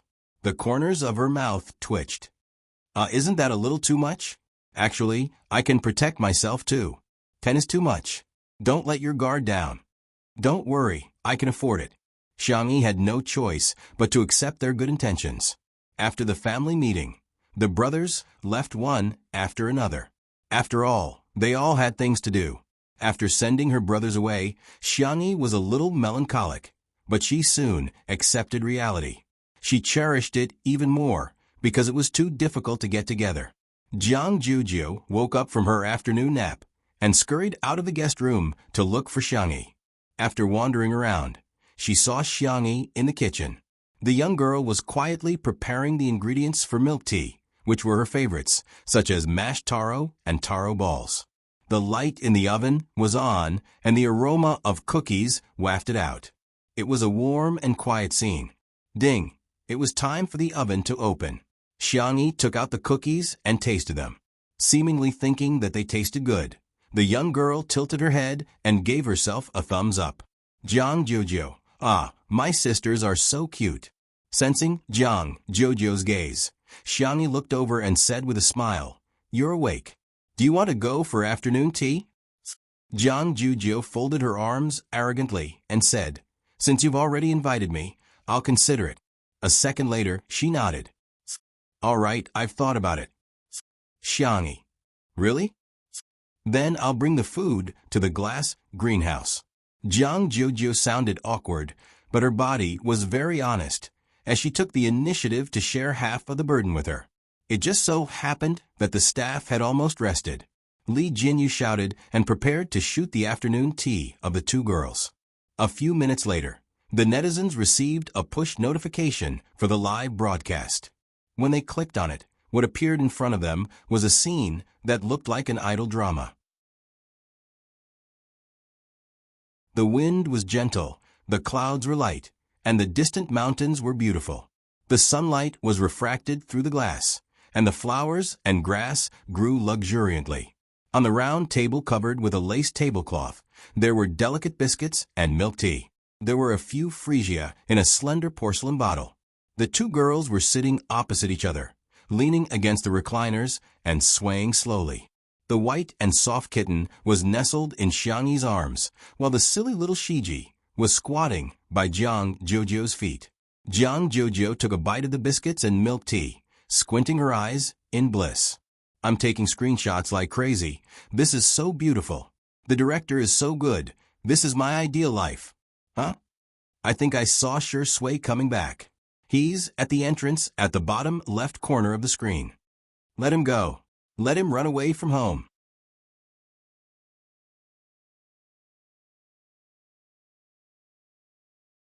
Chapter 410.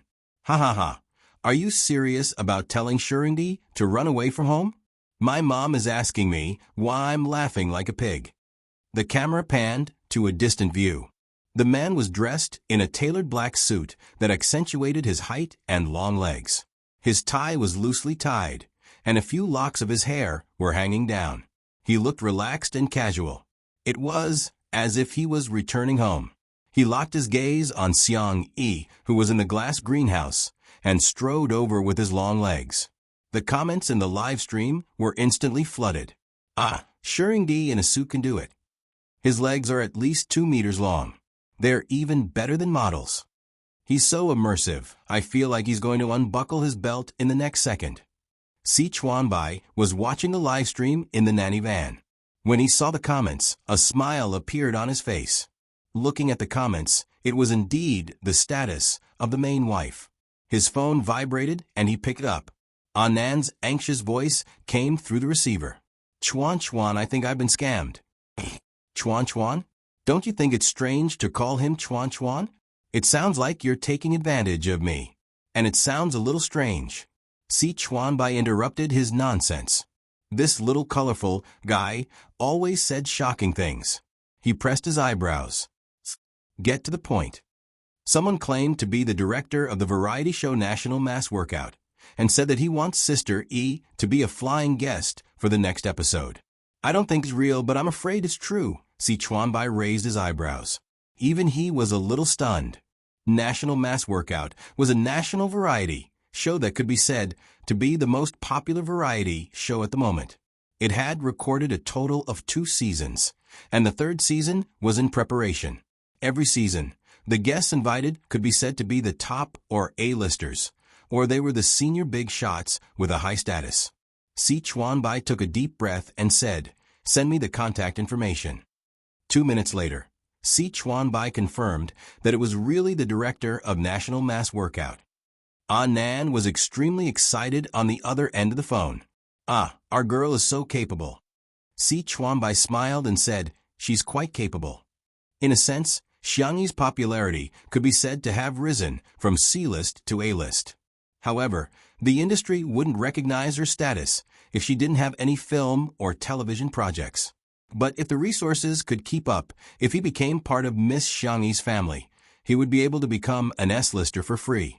A glass greenhouse. Sure Sui greeted Jiang Jojo politely. As soon as the suave, gentle, and handsome man appeared, Jiang Jojo felt that her friend had changed. For example, her tone was inexplicably soft. "You're back. Have a seat." For example, his attitude was inexplicably warm. "Here, biscuits, cakes, and fruits." Another example was his gaze, which was inexplicably fixed. "You look good in this." Sure Sui had intended to go back and change her clothes after greeting him, but at this moment, she blinked and threw the thought of changing to the back of her mind. She sat down steadily and said, "Thank you." You're also very beautiful. Jiang Juju gritted her teeth and thought, why does it feel like an old married couple? Cough, cough. Jiang Juju coughed hard a few times to get Xiangyi's attention. You said you wanted to take a photo. Help me. Sure. The two girls met and began to study which software and filter were better. A certain best actor quietly raised his hand and unbuttoned the top two buttons of his shirt. Whoosh, Xiangyi subconsciously looked over, just like the attraction of the sun to sunflowers.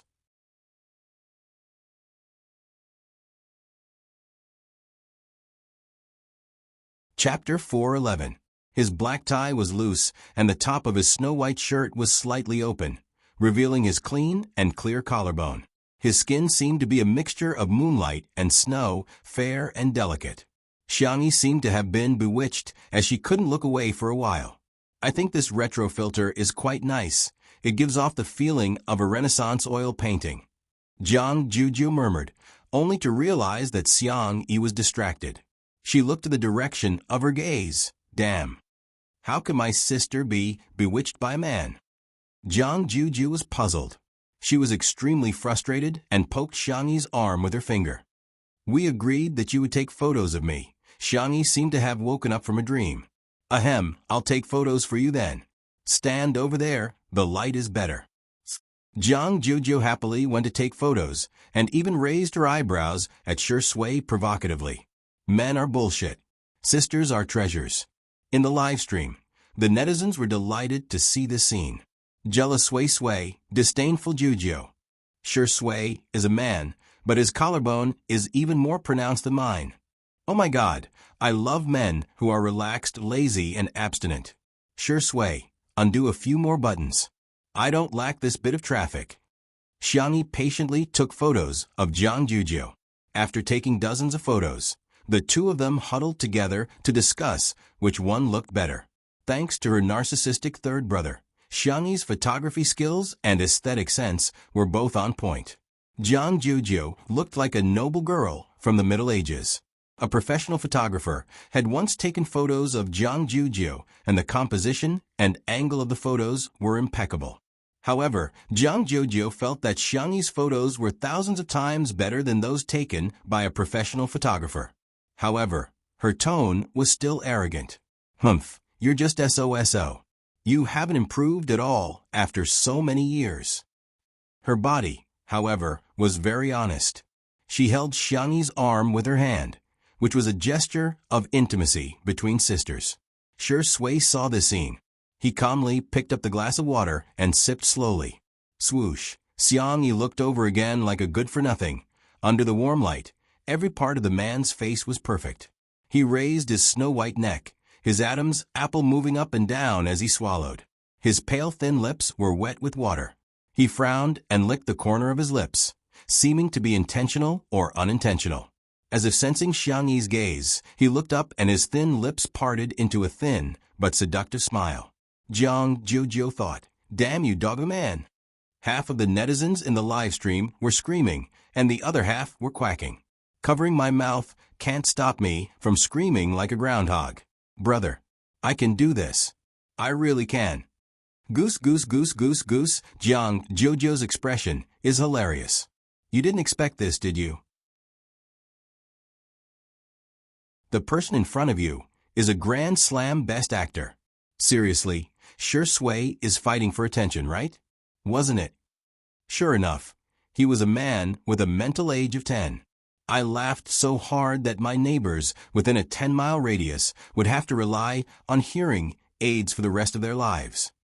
Jiang Juju gritted her teeth and thought to herself, my good sister will never fall for such a dog of a man. In the next second, she heard Xiangyi ask gently, do you want to take a photo? Shui blinked and said with an innocent expression, but I'm not wearing any makeup. Will I look ugly in the photos? I'm so envious of Sister E for making you look so good in the photos. Jiang Juju was speechless. Isn't she just saying, sister, you're so good at makeup, unlike me who doesn't even know how to put on foundation.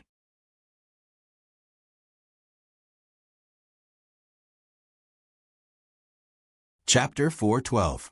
The staff at the scene had a hard time trying to suppress their laughter, but the netizens watching the live stream didn't have so many scruples. She's so green as soon as she opens her mouth. Oh my God, Shui is so good at variety shows. I can't take it anymore. Look at Xiao Naofu and little Shiji's expressions. I'm rolling around in bed laughing. Only then did the crowd notice that Xiao Naofu had taken a few steps back with a look of disdain, seemingly trying to draw a line between him and Shui. Little Shiji had no idea what was going on and chased after Xiao Naofu while wagging its tail continuously. It was a vivid illustration of what it meant to dislike dogs and cats. However, Xiangyi retorted seriously, "No, you look good in all the photos." Shui was slightly stunned, but after a moment, he couldn't help but burst into laughter. It seemed that Xiangyi had an inexplicable trust in him at all times. Just that, he suddenly felt a sense of guilt. He stopped teasing her and said in a low voice, "I'll leave it to Sister E then." Xiangyi took out her cell phone and began taking photos of him. Jiang Jojo stomped her feet in anger, causing countless viewers to laugh hysterically. What kind of magical scene is this? Other people's scenes were thrilling, and repeatedly testing the edge of death. The scenes on Two Under One Roof were hilarious, and so hilarious that their abs would pop out at any moment. This scene, without a doubt, became one of the famous scenes that fans of Two Under One Roof often relived. Xiangyi took dozens of photos of Shui with an impartial attitude. "I'll send them to you later."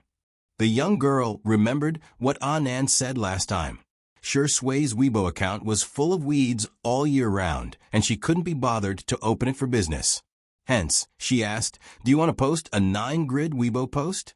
There should be a lot of people looking forward to it." Shui nodded and said, "Sure." All of a sudden, the countless Shui sisters in front of the screen fell silent. Most of them didn't have a good impression of Xiangyi at first. After all, Xiangyi's reputation was too poor previously, and she had been criticized on the internet for nearly a year. Hence, everyone would be affected and prejudiced against her. But after Shui joined Two Under One Roof, he really changed. He used to be on set all year round, and there was almost no activity except for his work.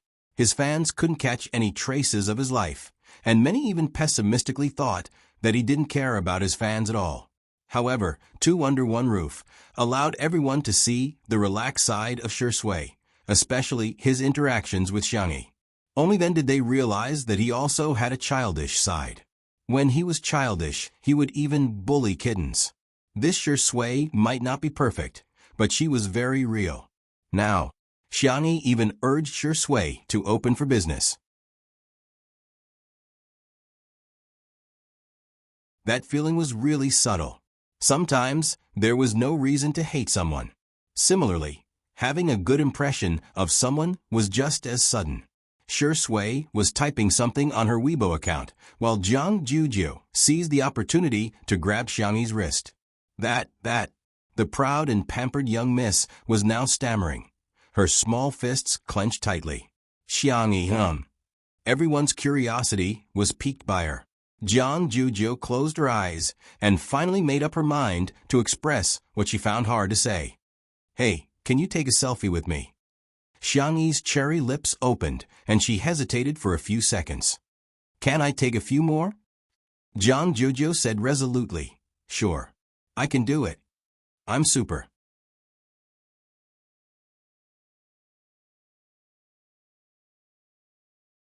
Chapter 413. In the live stream, girls who don't mean what they say are so cute. Sister E is really the Terminator of Tsundere. She's so good at curing Tsundere. Jojo can do it. Shui, can you do it or not? I'm sick of answering this question. Hashtag Shui can't do it. Hashtag okay, next question. The two girls chose various filters and decorations to take a selfie. The netizens exclaimed that it was so realistic, that it was simply a replica of the selfies they took with their sisters. At the same time, Shui posted on Weibo. The caption was simple, but it was enough to make one's imagination run wild. Shui, Sistery took it. The Shui sisters were a little upset when they saw the text, but after seeing the picture, they screamed. The man in the picture was wearing a white shirt and a black suit. His tie was loose and his collar was open. His gaze was deep and doting, and he looked lazy. He was a refined scum who was abstinent and passionate. The number of comments instantly exceeded 10,000. He's like a boyfriend. He's finally open for business. I'm covering my mouth and crying. Thank you, Sister E. I announced that Sister E is the prettiest sister in the world. Shui put away his cell phone, too embarrassed to continue teasing Xiangyi. So he got ready to go back and change his clothes. The corner of his shirt was suddenly tugged. He turned around and met her bright eyes. Sister E, do you want to take a selfie? Xiangyi asked. There was a trace of surprise in the depths of Shui's eyes, as if he didn't expect that Xiangyi would take the initiative to ask him for a selfie. He smiled and said, yes. Little did he know that although he didn't do anything this time, in Zhang Jojo's eyes, he was playing hard to get and retreating in order to advance. I'm so angry. Due to the height difference between the two of them, Xiangyi raised her cell phone high, but before she could press the camera button, it landed in a pair of bony hands. The man's magnetic voice sounded in her ear. Let me do it, Xiangyi. Okay. Seeing this scene, Zhang Jojo began to stomp her feet again. Jojo, why do you have a problem with the floor? Fu Jian yawned and appeared beside Zhang Jojo while his hair was messy. No one woke him up. He had been taking an afternoon nap until now. Fu Jian seriously suspected that he had been forgotten by the production team. Zhang Jojo was infuriated. I'm so angry. Ignore me. Fu Jian replied. Oh. With one hand in his pocket, Fu Jian sauntered over to Xiangyi and Shui. Shamelessly, he leaned over and said, Senior Shi, are you guys taking a selfie? Count me in. Let's activate a pig head special effect. Shui smiled, and the look in her eyes was very kind. The netizens in the live stream were laughing so hard that they were almost out of breath. Fu Jian, what a straight man. Suizi, you look like a F***king pig, F***ck. Why is Fu Jian so funny? I can't control myself as soon as he appears. Fu Jian's manager almost fainted when he saw this scene through the live stream. Bro, I told you to clear your name. Why are you ruining your own image? I told you to talk less, do more, and pay attention to your image. Have you forgotten all about it? Your brain is a good thing. Forget it if you don't use it well. You can't have not used it even once after more than 20 years, can you? The manager drank some oral liquid and opened the pop-up comments while trembling. He was already prepared for Fu Jian to be criticized by the netizens until he quit the entertainment industry. Whoosh, the screen was filled with ha-ha-ha-ha comments that were so dazzling that it hurt the manager's eyes. The manager was speechless.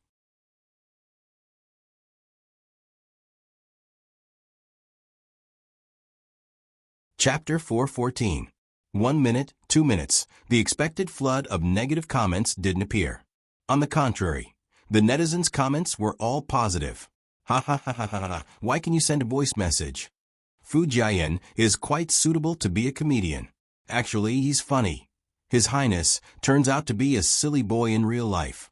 I'm done. To be honest, Fu Jian has been enjoying the benefits of being a crown prince for the past 2 years, and I've long been tired of him. He really made the right choice to take on 2 under one roof. His agent was too far-sighted. Getting rid of the shackles of being a crown prince is the way to long-term development. Seeing this, the manager's eyes were in a trance. Great foresight? What does that have to do with me? The reason why he gave Fu Jian this job was really just to clear his name. Is this a blind cat that chanced upon a dead mouse? It's so dark that it's naturally clear. Next, Fu Jian followed Xiangyi to Little Rabbit Farm. He completely let himself go and revealed his talkative personality.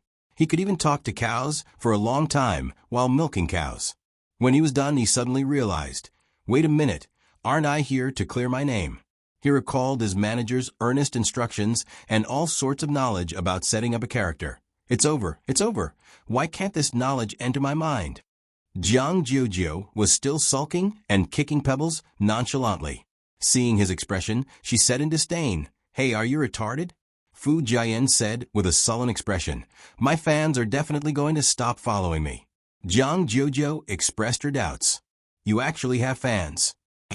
Am I living in an illusory world and everything is fake? Actually, I don't have a single fan." Seeing that he was about to break down, Jiang Jiujiu said awkwardly, Okay, you're actually not too bad looking. It should be normal for you to have a few fans. After all, an ordinary person like me has hundreds of thousands of fans on foreign social media platforms." The netizens were speechless. Fu Jian ordinary Jiang Jiujiu. Xiangyi came over with a basket of duck eggs and was about to go back to marinate them when she saw that Fu Jian was not in a good mood. She asked gently, "Fu Jian, are you okay?" Jiang Jiujiu secretly pointed at Fu Jian and then at her head, hinting to her that there was something wrong with his head. Xiangyi. Fu Jian sat down on the ground and hugged his knees. He exuded a dejected aura. "You don't understand. They all like me because of a character.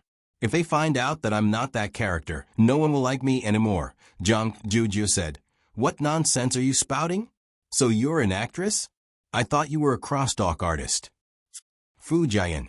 His heart felt as if it had been stabbed by a knife. Jiang Jiujiu said, "Since they like you because of one role, wouldn't they like you 10 times more if you play 10 roles? Don't tell me you don't have a script to act in?" Fu Jian. One stab after another. While the netizens were laughing, Fu Jian's fans felt sorry for him. They wanted to comfort him, but they didn't know where to start. As Fu Jian said, they did like him because of the crown prince at this moment. Xiangyi's calm and indifferent voice sounded. "You're the one who gives life to the characters. The characters are liked because of you. Fu Jian, why do you have to act? You're you."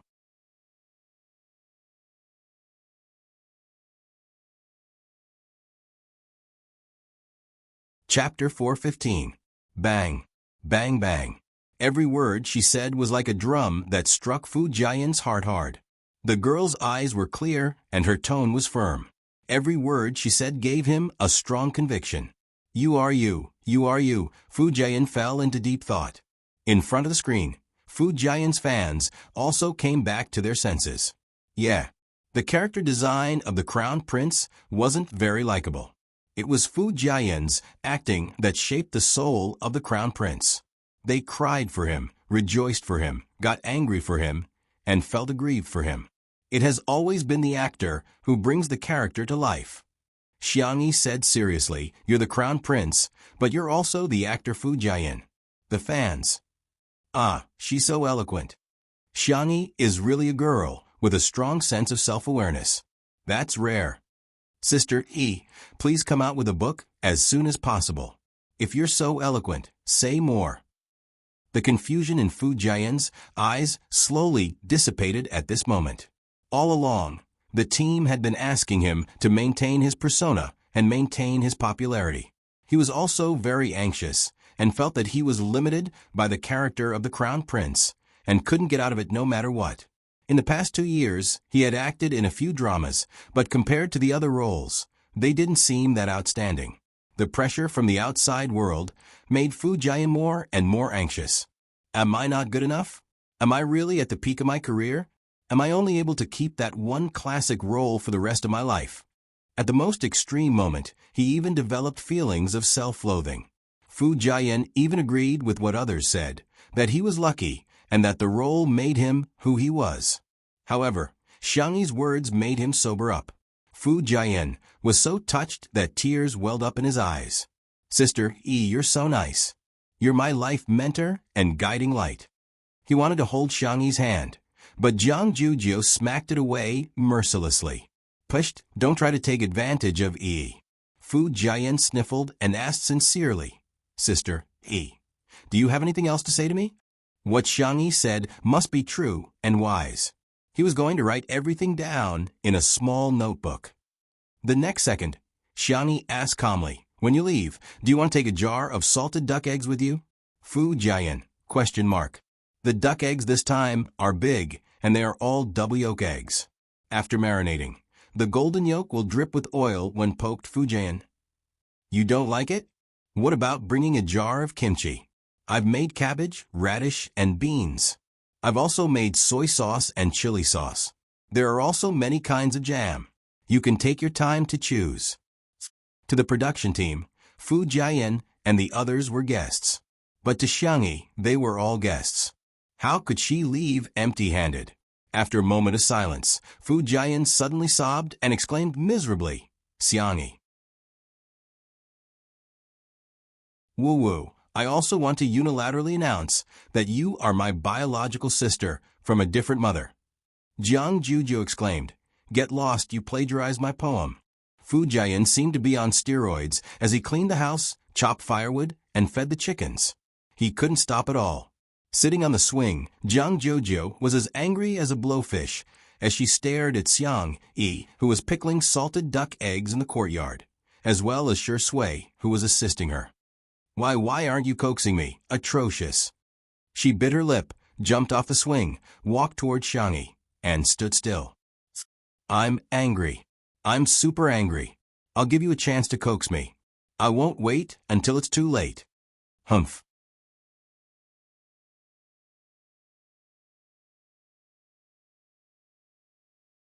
Chapter 416. Thud.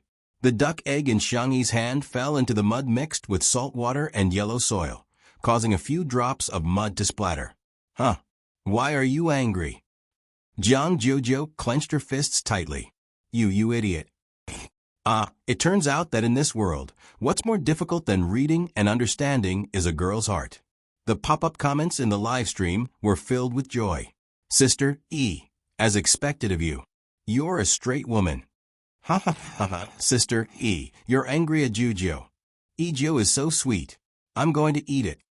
All of a sudden, the man's low laughter fell into her ears. He said in a gentle and teasing tone, Isn't our sister E very good at coaxing people? Xiangyi seemed to be in a dilemma. She only knew how to give out candy, but her hands were so dirty. How could she take it, looking at Shi Sui's clean hands? She suddenly had an idea and nudged Shi Sui with her elbow. Help me get the things in my left pocket. Shi Sui readily took out a candy and handed it to Jiang Juju. Here, Miss Jiang, have a candy. Not only was Jiang Juju not comforted, she was so infuriated that she wanted to vomit blood. Seeing that Jiang Juju was about to fly into a rage, Xiangyi successfully appeased her. I have a gift for you, Jiang Juju thought. Oh.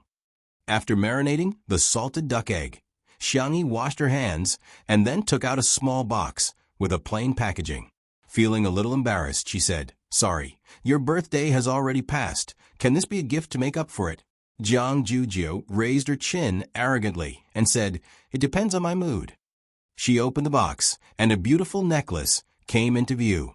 The chain was slender and exquisite, and the red drop-shaped pendant was gorgeous and dazzling. The pop-up comments in the live stream sneered at the necklace. Doesn't the vase fairy claim to be fair, rich, and beautiful? She's giving a crystal as a gift? It's beautiful, but the crystal is too cheap.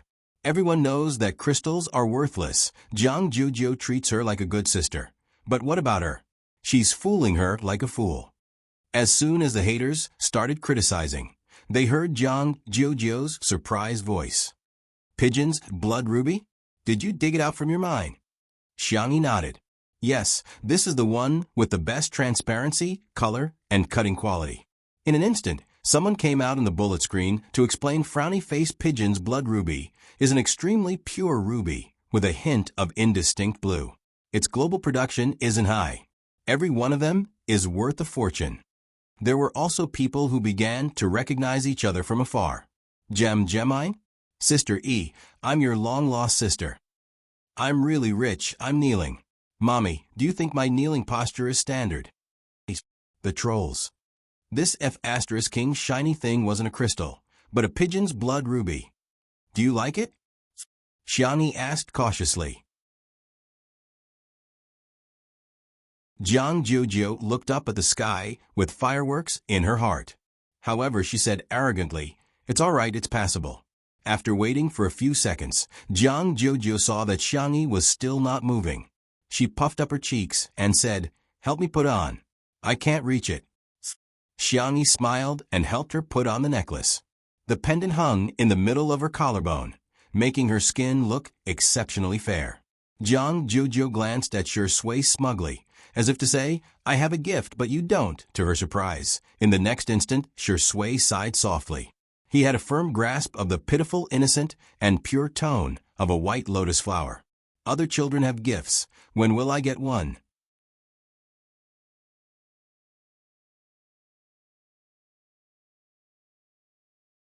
Chapter 417.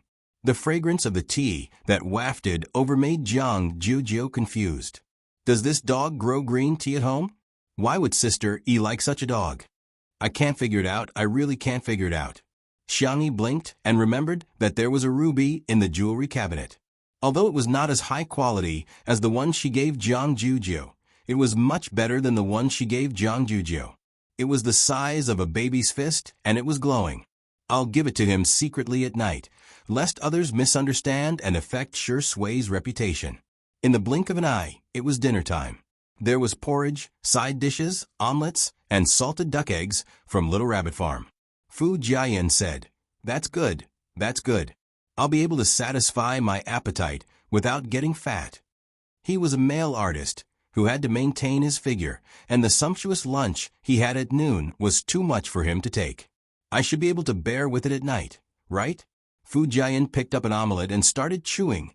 The ingredients for the omelet were the eggs laid by Xiangyi's chickens, which Fu Jiayan had collected. He then mixed them with flour and a few vegetables to form a thin omelet. He also added some pepper to make it taste better. The pale yellow omelet was still warm, and it was decorated with chopped vegetables. It was so thin that it was almost transparent. The original omelet was rich in aroma, and it could also be rolled in chili oil according to one's taste. The fresh and spicy taste would fill one's taste buds. Fu Jiayan's pupils dilated in disbelief. What kind of immortal is Sister E? How can she make an omelet taste so good? Hence, Fu Jiayan, who had been saying that there was no possibility of him gaining weight, ate a biscuit in a few bites. Within a short period of time, he had devoured 8 biscuits like a whirlwind. Xiangyi was dumbfounded. Is a male artist's appetite that big? In comparison, Shui ate too little. Is she deliberately eating less for the sake of being on camera? In Xiangyi's mind, she imagined the pitiful Shui going to work even though she was hungry.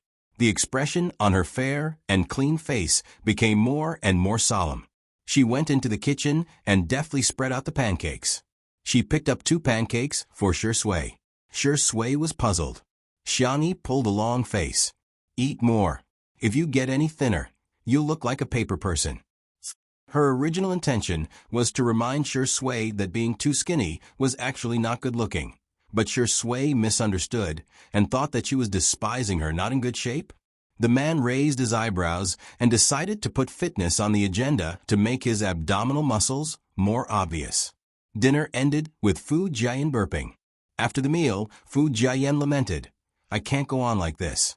I'm going to gain 3 pounds every meal." He then changed into his sportswear and went for a run. Jiang Jojo wasn't considered a guest, and she didn't care about her image either. Hence, she openly swiped her cell phone in the living room. After returning to China, she found out that Xiangyi actually had a live broadcast variety show, but she didn't have a time to watch it. At this time, she wanted to catch up on the previous broadcast, but she accidentally clicked on today's live broadcast. The live broadcast room was divided into the main one and the personal one. Without any hesitation, Jiang Jojo chose Xiangyi's personal live broadcast room. The pop-up comments were automatically turned on, and most of them were praising her. Jiang Jojo, why are these people so good at bragging? Some viewers discovered that Jiang Jojo was watching the live broadcast, and the comments were flooding in quickly. "Miss, is the violin difficult to learn? Do you know that you're very ill-mannered? So what if you're rich? I'm curious why you're friends with Xiangyi. What's so good about her? I don't get it."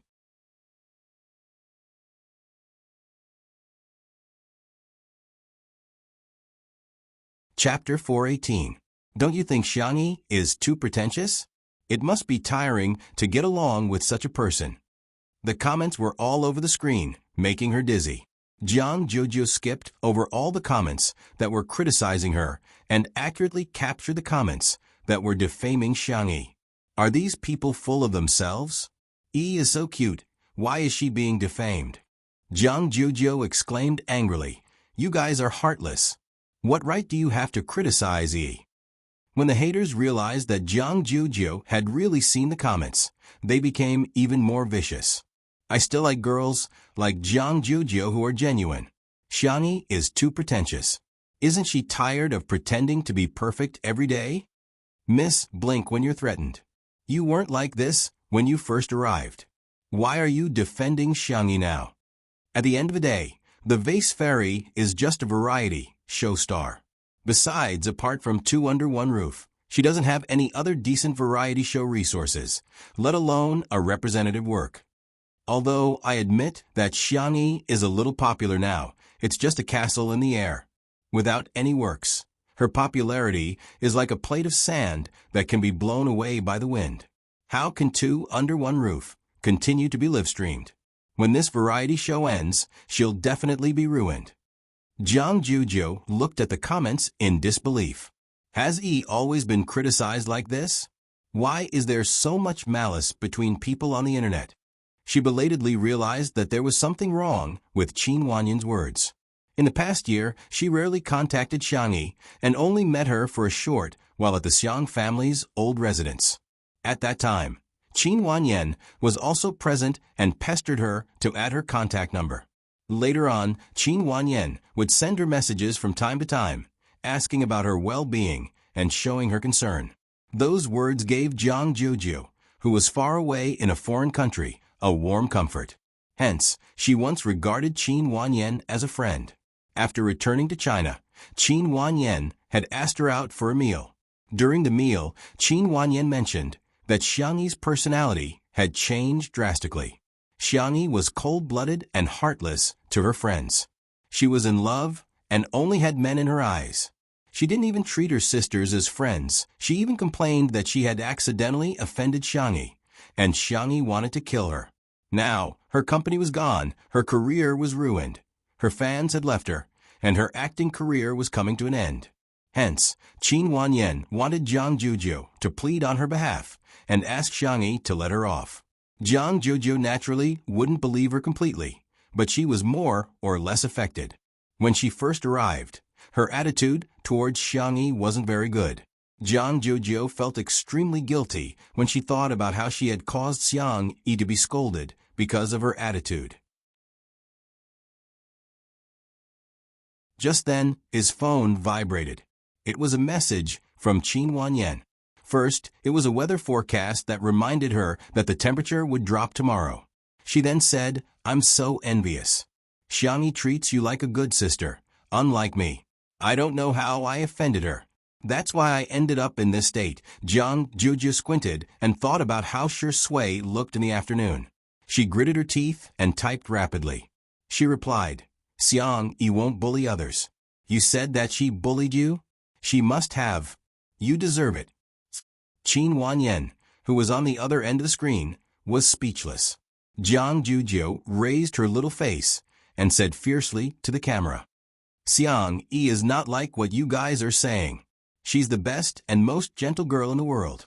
If you guys keep spouting nonsense, I'll make you bald.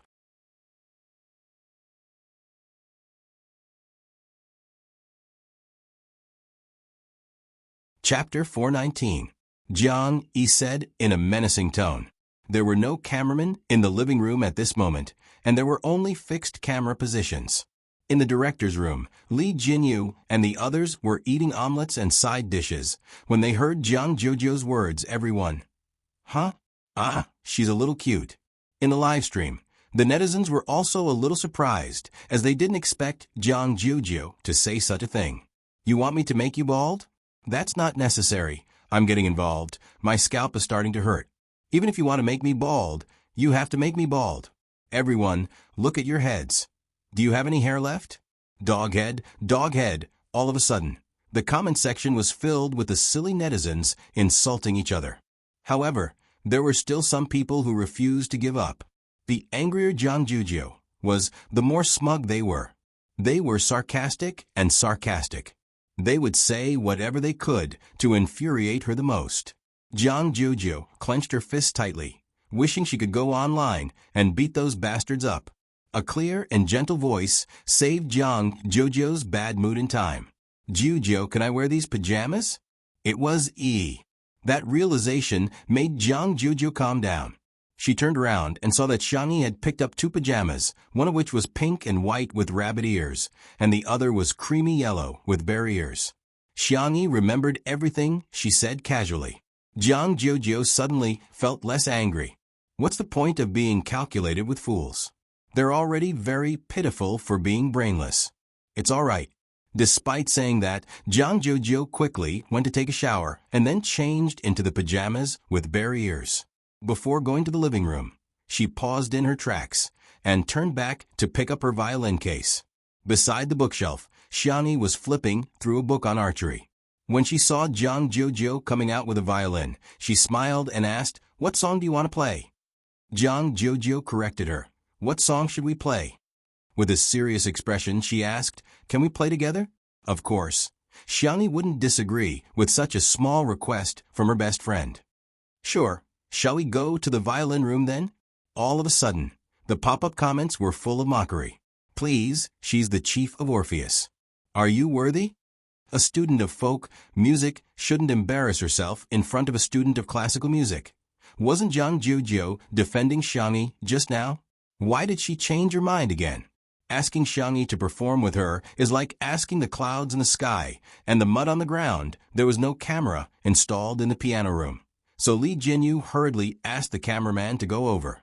"Wanqing, you're that assured? Aren't you afraid that Xiangyi will screw up?" Li Jinyu said casually, "I admit that I'm gambling, but I think Sister E will let me win." He did not believe in himself, but he believed in Wanqing. Wanqing raised her eyebrows. She did not say anything, but her gaze was fixed on the screen. In the piano room, the members of the Xiang family all knew 1 or 2 musical instruments. There was a wide variety of musical instruments in the zither room. In addition to the perennial Western instruments, there were also zither, flutes, and other traditional instruments. Seeing Xiangyi wandering around the traditional instruments, the spicy tutu girls were worried for her. However, they saw her skimming past the traditional instruments and finally choosing a cello. Huh. It's not a 3-string or an electric guitar, but a cello. Someone mocked. Come on, this is a cello. How dare she choose it just because she knows how to play it? However, the moment the girl sat down and picked up the bow, her aura seemed to have suddenly changed.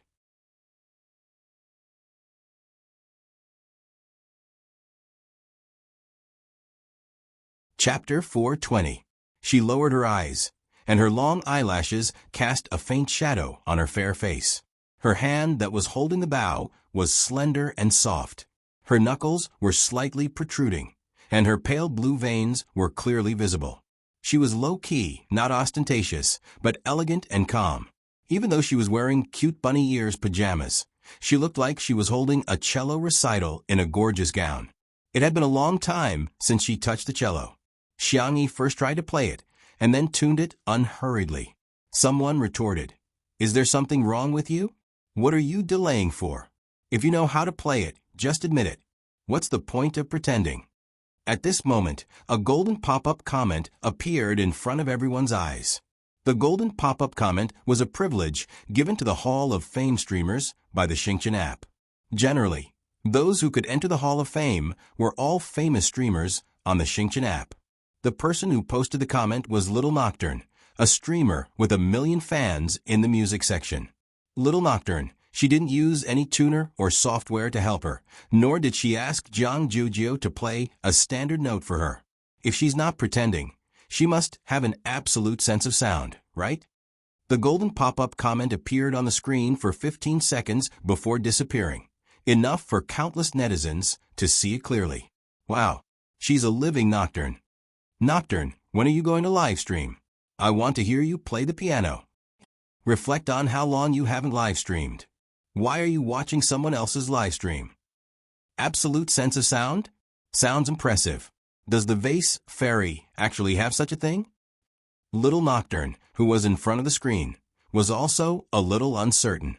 Absolute sense of sound referred to the ability to distinguish the specific pitch of a sound without any reference pitch. This included the sound of rain, thunder, and even the sound of a door opening in nature. In the ears of people with absolute sense of sound, these sounds were like the melodies in a staff. There was no need for deliberate practice. They were born with it. It was not an exaggeration to say that it was a 1 in a million talent. Even the Orpheus Orchestra that Jung Jojo was in, which had gathered the top young performers from all over the world. Not everyone had an absolute sense of sound. However, when Xiangyi finished tuning, Little Nocturne's eyes lit up in front of the screen. She really had it. There was no lack of people who knew music in the live stream. I'm going to kneel down to Sister E. This tone is even more accurate than mine with a tuner. Other things aside, this talent alone is enough to beat all the keyboard warriors here. Go to sleep with your bathwater. Okay? No wonder the Sansien and electric guitar are so awesome. Woo-woo, Xiangyi, how is this a gift from the heavens? It's like the heavens are chasing after us to feed us. Xiangyi gestured to Jiang Jojo to indicate that she was okay. Jiang Jojo nodded, and in the next second, the melodious sound of the violin instantly caught everyone's ears.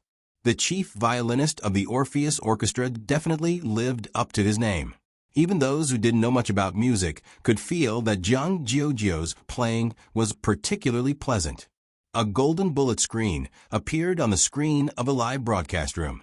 Little Nocturne, such terrifying strength. In reality, Little Nocturne was also a student of a top music academy abroad and was surrounded by many big shots. Hence, he could recognize how strong Jiang Jojo was. A moment later, the clear and beautiful sound of the violin was mixed with the deep and vigorous sound of the cello. It was the best accompaniment in the textbook, but it instantly made Little Nocturne's scalp turn numb.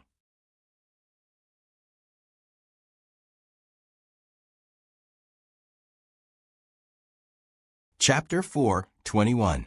It was just like in the vast sea of people. Some people were born with a spotlight that was dazzling and eye-catching.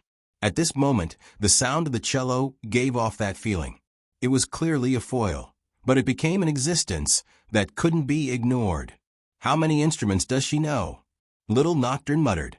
For most of the netizens watching the live stream, although they didn't have as sharp a hearing as Little Nocturne and didn't know much about the techniques of playing instruments, they all had the same feeling. This ensemble is so nice. Unfortunately, I'm uncultured. I can go anywhere with the word F***ck. Ah, Xiangyi can even play the cello. Excellent. Yes, it's nice. For the professionals, it was even more shocking. The song that Jiang Jojo played was called Prelude to Spring. The rhythm was cheerful, and it was full of the vigorous vibe of early spring. Correspondingly, it was also extremely difficult, and had high requirements for the performer's skills. They weren't surprised that Jiang Jojo could reach such a level. However, Xiangyi, she was a student of traditional folk music, but she actually played the cello so well too. Many people had complicated feelings. They originally thought that Xiangyi was only good at folk music, but they didn't expect her to be equally good at Western instruments. This was simply a heavenly performance at the level of cheating. Besides, she actually went to the entertainment industry instead of using her impressive talent and abilities. What's she up to? How can the professional music students endure that? The song gradually reached the climax, and at this moment, Jiang Jojo suddenly showed off a relaxed series of bowing moves that were ingenious and full of vitality. Immediately afterwards, she didn't play according to the original melody, and instead improvised. Xiangyi looked up and met her gaze calmly in the air. Without saying anything, she changed the finger movements of her left hand while her right hand danced along with Jiang Jojo's melody. There were almost no pauses, and she perfectly matched Jiang Jojo's improvisation. Little Nocturne : The golden pop-up comments appeared again with a series of exclamation marks, which was enough to show Little Nocturne's excitement. He immediately jumped up from the sofa and turned on the live stream device that was fixed to the tripod. While listening to Xiangyi and Zhang Jojo's improvisation, his slender and fair fingers landed on the black and white keys. The impromptu performance of the two became a trio. Little Nocturne's fans received the notification and clicked on it with great interest. But they were immediately stunned. In the past, Little Nocturne would try his best not to show his face in the live stream, or he would use the special effects of the live streaming software to cover his face with a cartoon avatar. But today, for some reason, his face was shown.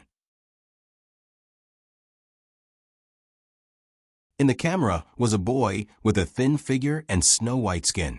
The side of his face was delicate and smooth, like a handsome young man who had walked out of a manga.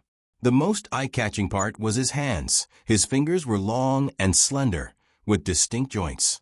They were so white that they were almost transparent, but they were wrapped around an old red rope. Following his movements, white and red intertwined, as if it had a bewitching power. The fans. Where did this little angel come from? Debut online. Oh my God, Nocturne's looks are so good that she can kill a lot of idols in the country. Her hands, her face, her piano skills. F***CK. Why does such a beautiful young man have nothing to do with me? After a wave of flattery from the fans, they realized that the serenade seemed to be an accompaniment for someone. You're tuning in to the Echo Reads YouTube channel. Don't forget to subscribe and join us on this journey to catch the most captivating stories.